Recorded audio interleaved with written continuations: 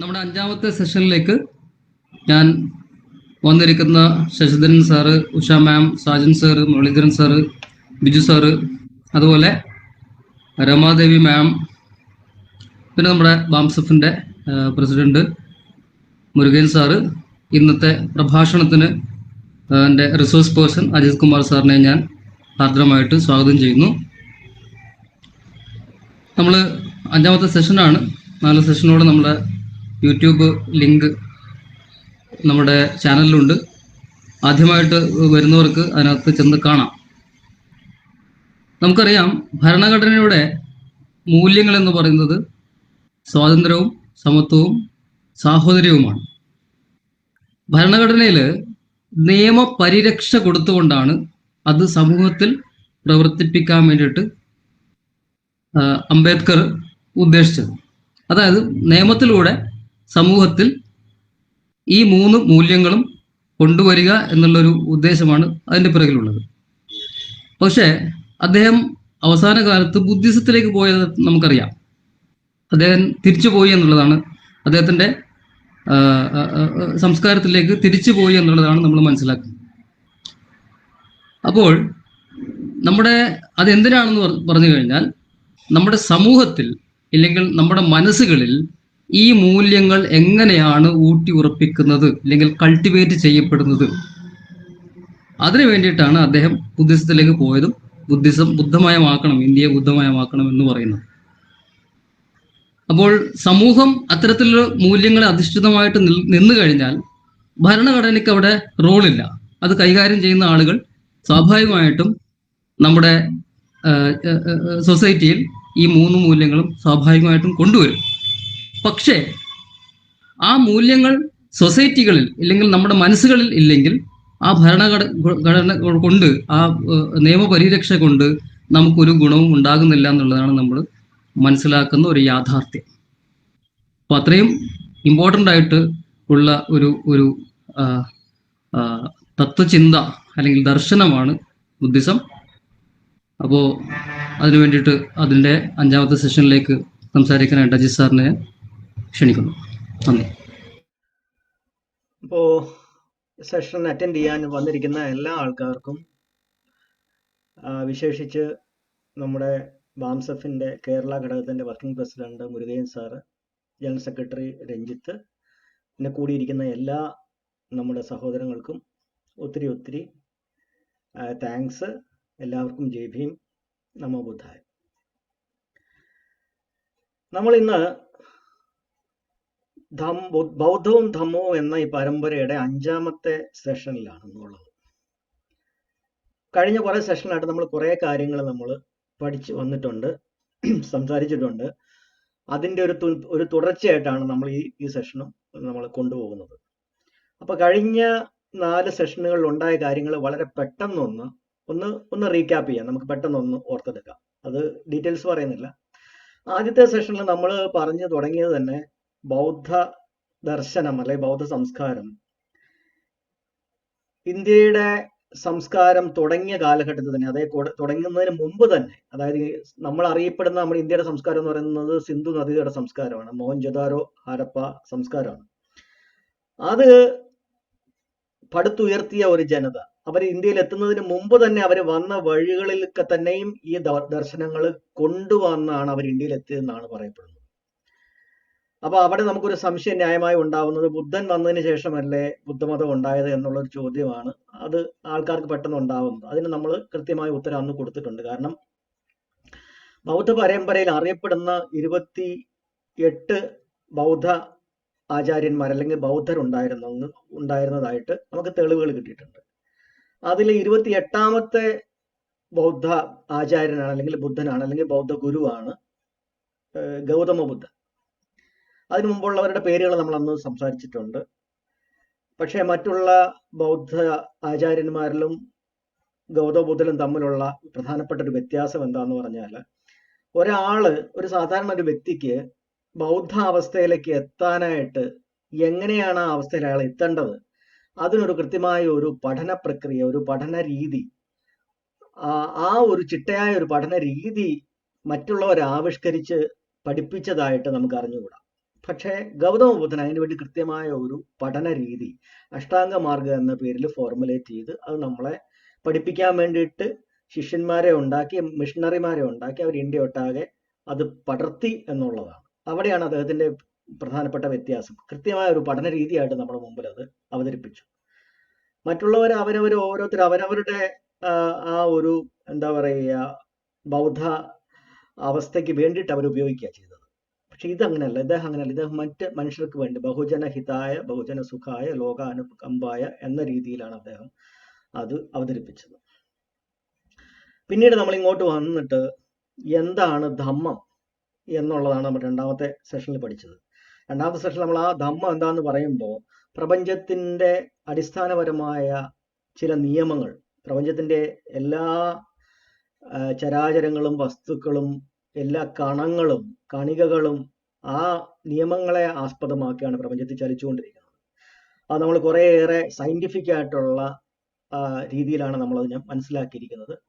അത് ഐൻസ്റ്റൈൻ്റെ തിയറി ആയിട്ടും ന്യൂട്ടന്റെ തിയറി ആയിട്ടും ഒക്കെ നമ്മളതിനെ കൃത്യമായിട്ട് രണ്ടും കൂടെ കൃത്യമായി അത് നമ്മളത് മനസ്സിലാക്കിയിട്ടുണ്ട്. രണ്ടാമത്തെ സെഷൻ കാണുന്നവർക്ക് മനസ്സിലാവും. അതിനുശേഷമാണ് നമ്മൾ എങ്ങനെയാണ് നമ്മുടെ ഉള്ളിലേക്ക് ഈ പറയുന്ന ധമ്മ നിയമങ്ങൾ എങ്ങനെയാണ് നമ്മുടെ ഉള്ളിൽ പ്രവർത്തിക്കുന്നത് എന്ന് മനസ്സിലാക്കാൻ വേണ്ടി നമ്മൾ എങ്ങനെയാണ് നിരീക്ഷിക്കേണ്ടത്, നമ്മളെ നിരീക്ഷിച്ച് എങ്ങനെയാണ് പഠിക്കേണ്ടത്, അതിന്റെ പ്രക്രിയകളാണ് പിന്നീടുണ്ടായിരുന്ന മൂന്നാമത്തെ നാലാമത്തെ സെഷനിൽ നമ്മൾ പറഞ്ഞത്. അതായത് നമ്മളിലേക്ക് നമ്മുടെ അറ്റൻഷനെ നമ്മൾ തിരിച്ചു വെച്ചുകൊണ്ടിട്ട് നമ്മുടെ മനസ്സിനെയും നമ്മുടെ ശരീരത്തിനെയും ഒബ്സർവ് ചെയ്ത് നമ്മളെ നിരീക്ഷിച്ച് പഠിക്കുക.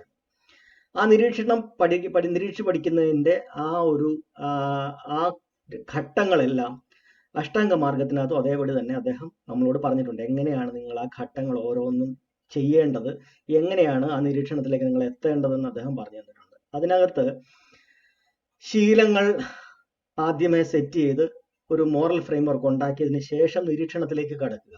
കാരണം അല്ലെങ്കിൽ നമ്മുടെ നിരീക്ഷണം ഒട്ടും ഫോക്കസ്ഡ് ആയിരിക്കത്തില്ല. കാര്യം നമ്മൾ തെറ്റായ ശീലങ്ങൾ അനുഷ്ഠിച്ചുകൊണ്ട് നമ്മൾ ഒരു നിരീക്ഷണത്തിന് വേണ്ടിയിട്ട് അല്ലെങ്കിൽ ധ്യാനിച്ച് നമ്മളെ നിരീക്ഷിക്കുന്ന ആ ഒരു അവസ്ഥയിൽ നമ്മുടെ നിരീക്ഷണം ഫോക്കസ്ഡ് ആയിരിക്കത്തില്ല, നമ്മൾ ഡിസ്ട്രാക്റ്റഡ് ആയി പോകാൻ സാധ്യതയുണ്ട്. അതുകൊണ്ട് ശീലങ്ങളെ സെറ്റ് ചെയ്യണം.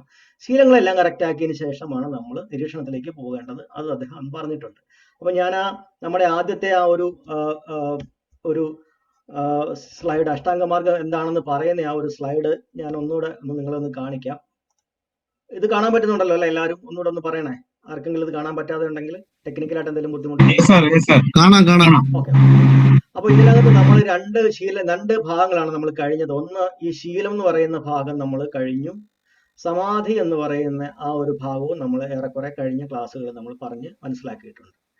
അതിന്റെ ഏറ്റവും ഒടുവിലാണ് നമ്മൾ മനസ്സിലാക്കിയത്, ആ സമാധിയുടെ ഏറ്റവും ഒടുവിലാണ് നമുക്ക് ഉപകാര സമാധി എന്ന് പറയുന്ന ഒരു അവസ്ഥയിൽ നമ്മൾ എത്തുന്ന കാര്യം നമ്മൾ പറയുന്നത്. അതായത് നമ്മുടെ മനസ്സിന്റെ കോൺഷ്യസ് ആയിട്ടുള്ള പ്രവർത്തനങ്ങൾ, ആ കോൺഷ്യസ് ആയിട്ടുള്ള പ്രവർത്തനങ്ങളെ എല്ലാം ഒന്ന് അടക്കി കഴിഞ്ഞു കഴിയുമ്പോൾ ഓട്ടോമാറ്റിക്കായിട്ട് മനസ്സ് സബ് കോൺഷ്യസിലേക്ക് തനിയെ നീങ്ങും. കാര്യം മനസ്സിന് പിന്നെ കോൺഷ്യസ് പ്രവർത്തനങ്ങൾ ഇല്ലാതെ വരുമ്പോൾ മനസ്സിന്റെ പ്രവർത്തനം ഓട്ടോമാറ്റിക്കായിട്ട് സബ് കോൺഷ്യസിലേക്ക് പോകും. അങ്ങനെ സബ് കോൺഷ്യസിലേക്ക് നമ്മൾ പോകുമ്പോഴാണ് നമ്മുടെ ശരീരത്തുള്ള സംവേദനകൾ, അത് എപ്പോഴും അവിടെ ഉണ്ടെങ്കിലും കോൺഷ്യസ് പ്രവർത്തനങ്ങളിൽ നമ്മുടെ മനസ്സ് എപ്പോഴും വ്യാപൃതരായിരിക്കുന്നുണ്ട്. ശരീരത്തിൽ എന്ത് സെൻസേഷനാണ് ഉണ്ടാവുന്നത്, ശരീരത്തുണ്ടാവുന്ന മാറി മാറി വരുന്ന പ്രകമ്പനങ്ങൾ, വൈബ്രേഷൻസ്, ഫീലിങ്സ്, സെൻസേഷൻസ്, അനുഭൂതികൾ എന്നൊക്കെ നമ്മൾ പറയുന്ന ഈ സംഭവം, അത് നമുക്ക് സാധാരണഗതിയിൽ നമുക്ക് സെൻസ് ചെയ്യാൻ പറ്റാറില്ല. അതേസമയം നമ്മൾ സബ് കോൺഷ്യസിലേക്ക് നമ്മൾ പോകുമ്പോൾ അത് വളരെ ക്ലിയർ ആയിട്ട് കൃത്യമായിട്ട് കുറച്ചുകൂടെ തെളിഞ്ഞ് നമുക്കത് ഫീൽ ചെയ്യാൻ പറ്റും. അങ്ങനെ ആ ഒരു അവസ്ഥയിൽ ശരീരം മൊത്തം തന്നെ ഒരു വൈബ്രേഷനിന്റെ അവസ്ഥയിലേക്ക് നമ്മൾ എത്തുന്ന സമയത്താണ് നമുക്ക് ഉപകാര സമാധി, അതായത് ആവശ്യത്തിനുള്ള ഒരു കോൺസെൻട്രേഷൻ നമുക്കായി എന്ന് നമ്മൾ തിരിച്ചറിയുന്നു. അപ്പൊ അതിനുവേണ്ടി നമ്മൾ നമ്മുടെ ഈ കോൺഷ്യസ് പ്രവർത്തനങ്ങളെ അടക്കാനും നമ്മുടെ ശരീരത്തേക്ക് നമ്മുടെ അറ്റൻഷനെ പുറത്തുനിന്ന് തിരിച്ചു വെക്കാനും നമ്മൾ ഉപാധിയാക്കുന്നത് നമ്മുടെ ശ്വാസോച്ഛ്വാസത്തെയാണ്. അതിന് നമ്മൾ ആനപാനസതി എന്ന് പറഞ്ഞത്. അപ്പൊ ആ ശ്വാസോച്ഛ്വാസത്തിനെ നമ്മൾ ശ്രദ്ധിക്കുന്ന അത് വളരെ വളരെ നേർത്ത് വരുമ്പോൾ നമ്മുടെ ഈ ഒരു ഭാഗത്ത് മാത്രമായിട്ട് നമ്മുടെ ഫോക്കസിനെ നമ്മൾ ഷാർപ്പൻ ചെയ്യുമ്പോൾ ഈ ഭാഗത്തായിട്ട് നമുക്ക് ആദ്യമേ തന്നെ നമ്മുടെ ആ ഭാഗത്തുണ്ടാവുന്ന ആ ശരീരത്തിന്റെ ആ ഭാഗത്തുണ്ടാവുന്ന സെൻസേഷൻസ് ക്ലിയർ ആയി വരും. പെട്ടെന്ന് തന്നെ ശരീരത്തിൽ മൊത്തത്തിൽ തന്നെ നമ്മുടെ ശരീരത്തിന്റെ എല്ലാ ഭാഗത്തും, പ്രത്യേകിച്ച് വിശിഷ്യ നമ്മുടെ രണ്ട് കൈയുടെ ഉള്ളം കൈകളും രണ്ട് കാലിന്റെ ഉള്ളം കാലുകളും കൂടുതലായിട്ട് ആ സെൻസേഷൻസ് നമുക്ക് റീഡ് ചെയ്യാൻ പറ്റും, സെൻസ് ചെയ്യാൻ പറ്റും. അപ്പൊ അങ്ങനെയാണ് നമ്മുടെ ശരീരത്ത് മൊത്തത്തോടു കൂടി സെൻസേഷൻസ് നമുക്ക് കിട്ടുന്ന ഒരു അവസ്ഥ. അത് ഏതാണ്ട് നമ്മൾ ഈ പറഞ്ഞ രണ്ടാമത്തെ ഘട്ടം, അതായത് ശീലം കഴിഞ്ഞ് സമാധി കഴിയുന്ന ആ ഒരു ഘട്ടത്തിലേക്ക് നമ്മൾ എത്തിയെന്നുള്ളതിന്റെ പൂർണ്ണതയുടെ ഒരു അടയാളമാണ്. ഇനിയാണ് നമ്മൾ യഥാർത്ഥത്തിൽ പ്രജ്ഞ എന്താണ് എന്ന് നമ്മൾ മനസ്സിലാക്കാൻ പോകുന്നത്. അതാണ് എൻ്റെ അഷ്ടാംഗ മാർഗത്തിന്റെ മൂന്നാമത്തെ ഘട്ടം. അത് സ്റ്റെപ്പുകൾ വെച്ച് പറയുകയാണെങ്കിൽ ആദ്യത്തെ ഒരു ഘട്ടത്തിനകത്ത് 3 സ്റ്റെപ്പുകളാണുള്ളത്. സമ്മാ വാച, സമ്മാ കമ്മന്തോ, സമ്മാ ആജീവോ, ശരിയായ വാക്ക്, ശരിയായ പ്രവൃത്തി, ശരിയായ ജീവിതവൃത്തി. രണ്ടാമത്തെ ഘട്ടത്തിൽ ശരിയായ സമ്മാ വിരിയോ, അതായത് ശരിയായ പരിശ്രമം, സമ്മാ സതി, ശരിയായ ശ്രദ്ധ, സമ്മാ സമാധി, ശരിയായ മൈൻഡ്ഫുൾനെസ് അല്ലെങ്കിൽ ശരിയായ കോൺസെൻട്രേഷൻ, ആ ഒരു അറ്റൻഷൻ. അതാണ് നമ്മൾ എത്തിയത്. ഉപകാര സമാധിയോടുകൂടി നമ്മൾ അവിടെ എത്തി. ഇനി നമ്മൾ അടുത്ത ഘട്ടമായ സമ്മാ സതി സമ്മാ ദിത്തി അല്ലെങ്കിൽ ശരിയായ വീക്ഷണം അല്ലെങ്കിൽ സമ്മാ സങ്കല്പം, അതായത് ശരിയായ ഡിറ്റർമിനേഷൻ. ഈ 2 ഭാഗങ്ങളാണ് ഏറ്റവും ഒടുവിലത്തെ പ്രജ്ഞ എന്ന് പറയുന്ന ഭാഗത്തുള്ളത്. അതിലേക്കാണ് നമ്മൾ അടുത്തായിട്ട് കടക്കുന്നത്. അപ്പൊ ഇതിനകത്ത് നമ്മൾ എങ്ങനെയാണ് നമ്മുടെ ശരീരത്തിന്റെ ഈ നിരീക്ഷണം, ഏതൊക്കെ ഭാഗങ്ങളിലാണ് നമ്മുടെ നിരീക്ഷണം നമ്മൾ ഉറപ്പിക്കേണ്ടത് അല്ലെങ്കിൽ എവിടേക്കാണ് നമ്മൾ ശ്രദ്ധിക്കേണ്ടതെന്ന് നമ്മൾ നേരത്തെ പറഞ്ഞിട്ടുണ്ട്. അതിനാണ് 4 സതിപത്ഥാനാസ് അല്ലെങ്കിൽ 4 ശ്രദ്ധാപ്രസ്ഥാനങ്ങൾ എന്ന് നമ്മൾ പറഞ്ഞത്. അതായത് മനസ്സിന്റെ 2 ഫംഗ്ഷനും ശരീരത്തിന്റെ 2 ഫംഗ്ഷനെയാണ് നമ്മൾ ശ്രദ്ധിക്കാൻ പോകുന്നത്. മനസ്സിന്റെ 2 ഫംഗ്ഷൻസ് ഏതൊക്കെയാണെന്ന് പറഞ്ഞാൽ നമ്മുടെ ചിന്തകൾ, പോയിക്കൊണ്ടിരിക്കുന്ന ചിന്തകളും നമ്മുടെ മനസ്സിന്റെ പ്രതികരണങ്ങളും. അത് എന്തിനോടാണ് നമ്മൾ പ്രതികരിക്കുന്നത് എന്ന് നമ്മൾ നോക്കുമ്പോൾ നമ്മുടെ ശരീരത്തിൽ അനുഭൂതികൾ ഉണ്ടാവുന്നുണ്ട്, അതിനോടാണ് നമ്മൾ പ്രതികരിക്കുന്നത്. അപ്പോൾ ആദ്യം ശ്വാസത്തെ ശ്രദ്ധിക്കുന്നു, ചിന്തയെ ശ്രദ്ധിക്കുന്നു, ശരീരത്തുണ്ടാവുന്ന അനുഭൂതികളെ ശ്രദ്ധിക്കുന്നു, അതിനോട് മനസ്സ് പ്രതികരിക്കുന്ന ഒരു സ്വഭാവത്തെ ശ്രദ്ധിക്കുന്നു. ഈ 4 കാര്യങ്ങളെയാണ് നമ്മൾ ശ്രദ്ധ പതിപ്പിക്കേണ്ട 4 സ്ഥാനങ്ങളായിട്ട് അല്ലെങ്കിൽ 4 സതിപത്ഥാനസ് ആയിട്ട് പറയുന്നത്. ഈ 4 കാര്യങ്ങളെ ഒരേ സമയത്ത് നമ്മൾ ശ്രദ്ധിക്കണമെന്നില്ല, മറിച്ച് നമ്മൾ നമ്മുടെ അനുഭൂതികളെ മാത്രം ശ്രദ്ധിച്ചാൽ മതി. കാരണം ഇനിയിപ്പോ ശ്വാസത്തിന്റെ ആ അവസ്ഥയിൽ നമ്മൾ അനുഭൂതിയുടെ അവസ്ഥയിലേക്ക്, അതായത് സബ് കോൺഷ്യസിലേക്ക് നമ്മൾ എത്തിക്കഴിഞ്ഞു. ശരീരം മൊത്തത്തോടു കൂടി സെൻസേഷൻസ് നമുക്ക് കിട്ടുന്നത് നമ്മൾ മനസ്സിലാക്കി കഴിഞ്ഞു. ഇനി ആ സെൻസേഷൻസിനെ നമ്മൾ ശ്രദ്ധിച്ചുകൊണ്ടിരിക്കുമ്പോൾ തന്നെ നമ്മുടെ ശ്വാസോച്ഛ്വാസം മാറുന്നത് നമുക്ക് അറിയാൻ പറ്റും. തലയിലൂടെ പല പല ചിന്തകൾ മാറി മറിയണവും നമുക്ക് അറിയാൻ പറ്റും. അതോടൊപ്പം തന്നെ ഈ ഓരോ ചിന്തയ്ക്കനുസരിച്ചും ശരീരത്ത് അനുഭൂതികൾ മാറി മാറി വരുന്നുണ്ടെന്ന് നമുക്ക് അറിയാൻ പറ്റും. അതായത് ഓരോ ചിന്തയ്ക്കനുസരിച്ച് ഇപ്പൊ ഹാപ്പി ആയിട്ടുള്ള ഒരു ചിന്തയാണ് മനസ്സിനകത്ത് വരുന്നെങ്കിൽ ഹാപ്പി ആയിട്ടുള്ള ഒരു അനുഭൂതിയായിരിക്കും, ശരീരത്ത് ഇഷ്ടമുണ്ടാക്കുന്ന ഒരു അനുഭൂതിയായിരിക്കും, സുഖകരമായ ഒരു അനുഭൂതിയായിരിക്കും ഉണ്ടാവുക. അതേസമയം ദുഃഖകരമായ അസ്വസ്ഥത ജനിപ്പിക്കുന്ന ചിന്തകളാണ് വരുന്നതെങ്കിൽ അതിനനുസരിച്ച് അസുഖകരമായ ഫീലിങ്ങുകളായിരിക്കും ബോഡിയിൽ ഉണ്ടാവുന്നത്. അത് നമുക്കപ്പൊ ചിന്തയ്ക്കനുസരിച്ച് നമ്മുടെ ശരീരത്ത് അനുഭൂതികൾ മാറി മാറി വരുന്നത് നമുക്ക് ഫീൽ ചെയ്യും. കാര്യം നമ്മളിപ്പോൾ ഇരിക്കുന്നത് കൂടുതലായിട്ട് നമ്മൾ സബ് കോൺഷ്യസിന്റെ അവസ്ഥയിലെത്തും. അപ്പോൾ നമ്മുടെ കൂടുതലും നമുക്ക് നമ്മുടെ ശരീരത്തുള്ള എല്ലാ അനുഭൂതികളും നമുക്ക് കൃത്യമായിട്ട് നമുക്ക് റീഡ് ചെയ്യാൻ പറ്റും, സെൻസ് ചെയ്യാൻ പറ്റും.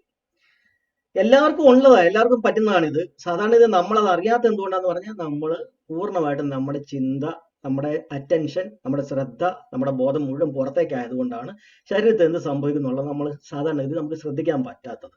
പക്ഷേ ഉപകാര സമാധിയിലേക്ക് എത്തുമ്പോൾ നമ്മൾ മറ്റുള്ള എല്ലാ കാര്യങ്ങളും നമ്മുടെ മനസ്സിനെ അറ്റൻഷനെ ഡൈവേർട്ട് ചെയ്ത് പോകാൻ കാര്യമുള്ള കാര്യങ്ങളെല്ലാം നമ്മൾ വേണ്ടാന്ന് വെച്ച് കഴിയുമ്പോൾ നമ്മുടെ അറ്റൻഷൻ പൂർണ്ണമായിട്ട് നമ്മുടെ ശരീരത്തിലുള്ള സെൻസേഷൻസിനെല്ലാം എത്തും. ആ സെൻസേഷൻസിനനുസരിച്ചാണ് പിന്നീട് നമ്മുടെ മനസ്സ് പ്രതികരിക്കുന്നത് നമുക്ക് കാണാൻ പറ്റുന്നത്. സുഖകരമായ ഒരു സെൻസേഷനാണ് ബോഡിയിൽ ഉണ്ടാവുന്നതെങ്കിൽ അതിനോട് താല്പര്യമുള്ള ഒരു പ്രതികരണമായിരിക്കും മനസ്സ് കാണിക്കുന്നത്. അതെനിക്ക് വേണം, അല്ലെങ്കിൽ അതിനോടൊരു ആഗ്രഹം, അതിനോടൊരു ഇഷ്ടമാണ് കാണുന്നത്. അതിനുശേഷം അതുപോലെ തന്നെ നമ്മുടെ മനസ്സിൻ്റെ അകത്തൊരു അസ്വസ്ഥത വരുന്ന ഒരു ചിന്ത വന്നു. ആ ചിന്ത വന്നപ്പം ശരീരത്ത് അസുഖകരമായ ഒരു സെൻസേഷൻ വന്നു. ആ അസുഖകരമായ ഒരു സെൻസേഷൻ വന്നു കഴിഞ്ഞാൽ ഉടൻ തന്നെ നമ്മുടെ മനസ്സ് പ്രതികരിക്കുന്നത് അതിനോടൊരു ഇഷ്ടക്കേടോട് കൂടിയുള്ള ഒരു ആവേർഷൻ അല്ലെങ്കിൽ ഒരു ഇഷ്ടക്കേടാണ് മനസ്സ് പ്രതികരിക്കുന്നത്. അതിൽ നിന്ന് മാറാൻ, അതിനെ മാറ്റാൻ, അതിൽ നിന്ന് മാറിപ്പോവാൻ ഒക്കെ ഉള്ള ഒരു തരം വിരക്തിയുടെ സ്വഭാവമാണ് മനസ്സ് പ്രകടിപ്പിക്കുന്നത്. ഇത് നമുക്ക് കാണാൻ പറ്റും. അപ്പൊ അതിനെ ഞാൻ കാണിക്കാൻ ഒരു സ്ലൈഡും കൂടെ ഞാനൊന്ന് കാണിക്കാം. എന്നിട്ട് ഞാൻ അതിനകത്തെ ഓരോ ഭാഗത്തിന് ഓരോ സെൻസ് ഓർഗനെയും ഞാൻ കൃത്യമായിട്ട് എടുത്ത് സെപ്പറേറ്റ് ആയിട്ട് തന്നെ ഞാൻ പറയുകയും ചെയ്യാം. ഇപ്പോൾ നിങ്ങൾ ഈ കാണുന്ന ഇതിൻ്റെ അകത്ത് ഞാൻ എല്ലാ സെൻസ് ഓർഗൻസിനെ ഞാൻ ഒരുമിച്ച് കാണിക്കുകയാണ്. അതായത് ഇടത്തെ അറ്റത്ത് കണ്ണ്, ചെവി, നാവ്, മൂക്ക്, ശരീരത്തിന്റെ സ്കിൻ അല്ലെങ്കിൽ കൈയുടെ ഭാഗം കാണിച്ചിരിക്കുന്നത്, പക്ഷെ ത്വക്ക്, പിന്നെ ചിന്ത, ഈ 6 കാര്യങ്ങളും, അതായത് പഞ്ച ഇന്ദ്രിയങ്ങളും ചിന്തയുമാണ് നമ്മൾ ഏറ്റവും ഇടത്തെ വശത്ത് കാണിച്ചിരിക്കുന്നത്. അതിനുശേഷം ഒരു ചെറിയൊരു ബോക്സിനകത്താണ് കോൺഷ്യസ്നെസ് ഓഫ് സെൻസ് അല്ലെങ്കിൽ തോട്ട് എന്ന് പറഞ്ഞിരിക്കുന്നത്. അതെന്താണെന്നൊക്കെ ഞാൻ പിന്നീട് പറഞ്ഞുതരാം. പിന്നെ വരുന്നത് വിലയിരുത്തൽ എന്ന് പറയുന്ന ഒരു ബോക്സ് ആണ്. പിന്നെ ഉള്ളത് അനുഭൂതി, പിന്നെ ഉള്ളത് ഇഷ്ടം അനിഷ്ടത്തോടു കൂടിയുള്ള പ്രതികരണത്തിന്റെ ഒരു ബോക്സ് ആണ്. അവിടെ ഇഷ്ടം അനിഷ്ടം എന്ന് എഴുതിയിട്ടുണ്ട്. പിന്നെയാണ് മെന്റൽ ഹാബിറ്റുകൾ എന്ന് പറഞ്ഞിരിക്കുന്നത്. അപ്പൊ ഇത് മൊത്തത്തിൽ ഞാൻ ഇതിന്റെ നമ്മുടെ മനസ്സിനകത്ത് നടക്കുന്ന പ്രവർത്തനങ്ങളെ ഒരു ഫുൾ ഗ്രാഫായിട്ട് കാണിച്ചിരിക്കുകയാണ്. പക്ഷെ ഒന്നുകൂടെ കൃത്യമായിട്ട് നിങ്ങൾക്ക് മനസ്സിലാക്കാൻ വേണ്ടി ഞാനത് ഓരോന്നായിട്ട് കാണിക്കാം. ഇപ്പോ നമുക്ക് എല്ലാവർക്കും അറിയാവുന്നത് പോലെ നമുക്ക് 5 ഇന്ദ്രിയങ്ങളാണ് ഉള്ളത്. 5 ഇന്ദ്രിയങ്ങൾ എന്ന് പറയുന്നത് കാഴ്ചയ്ക്ക് കണ്ണ് എന്ന് പറയുന്ന ഇന്ദ്രിയം, അതുപോലെ കേൾവിക്ക് ചെവി എന്ന് പറയുന്ന ഇന്ദ്രിയം, പിന്നെ മണം എന്നുള്ളതിന് മൂക്ക്, പിന്നെ രുചി എന്നുള്ളതിന് നാവ്, പിന്നെ സ്പർശനം എന്ന് പറയുന്നതിന് നമ്മുടെ ത്വക്ക് അല്ലെങ്കിൽ തൊലി. ഇതാണ് നമ്മുടെ 5 ഇന്ദ്രിയങ്ങൾ. ഇതിനകത്ത് ഓരോന്നിനും സ്പെസിഫിക് ആയിട്ട് സ്പെഷ്യലായിട്ട് അതിന് ഓരോന്നിനും അതിൻ്റെതായ ഫംഗ്ഷൻ ഉണ്ട്.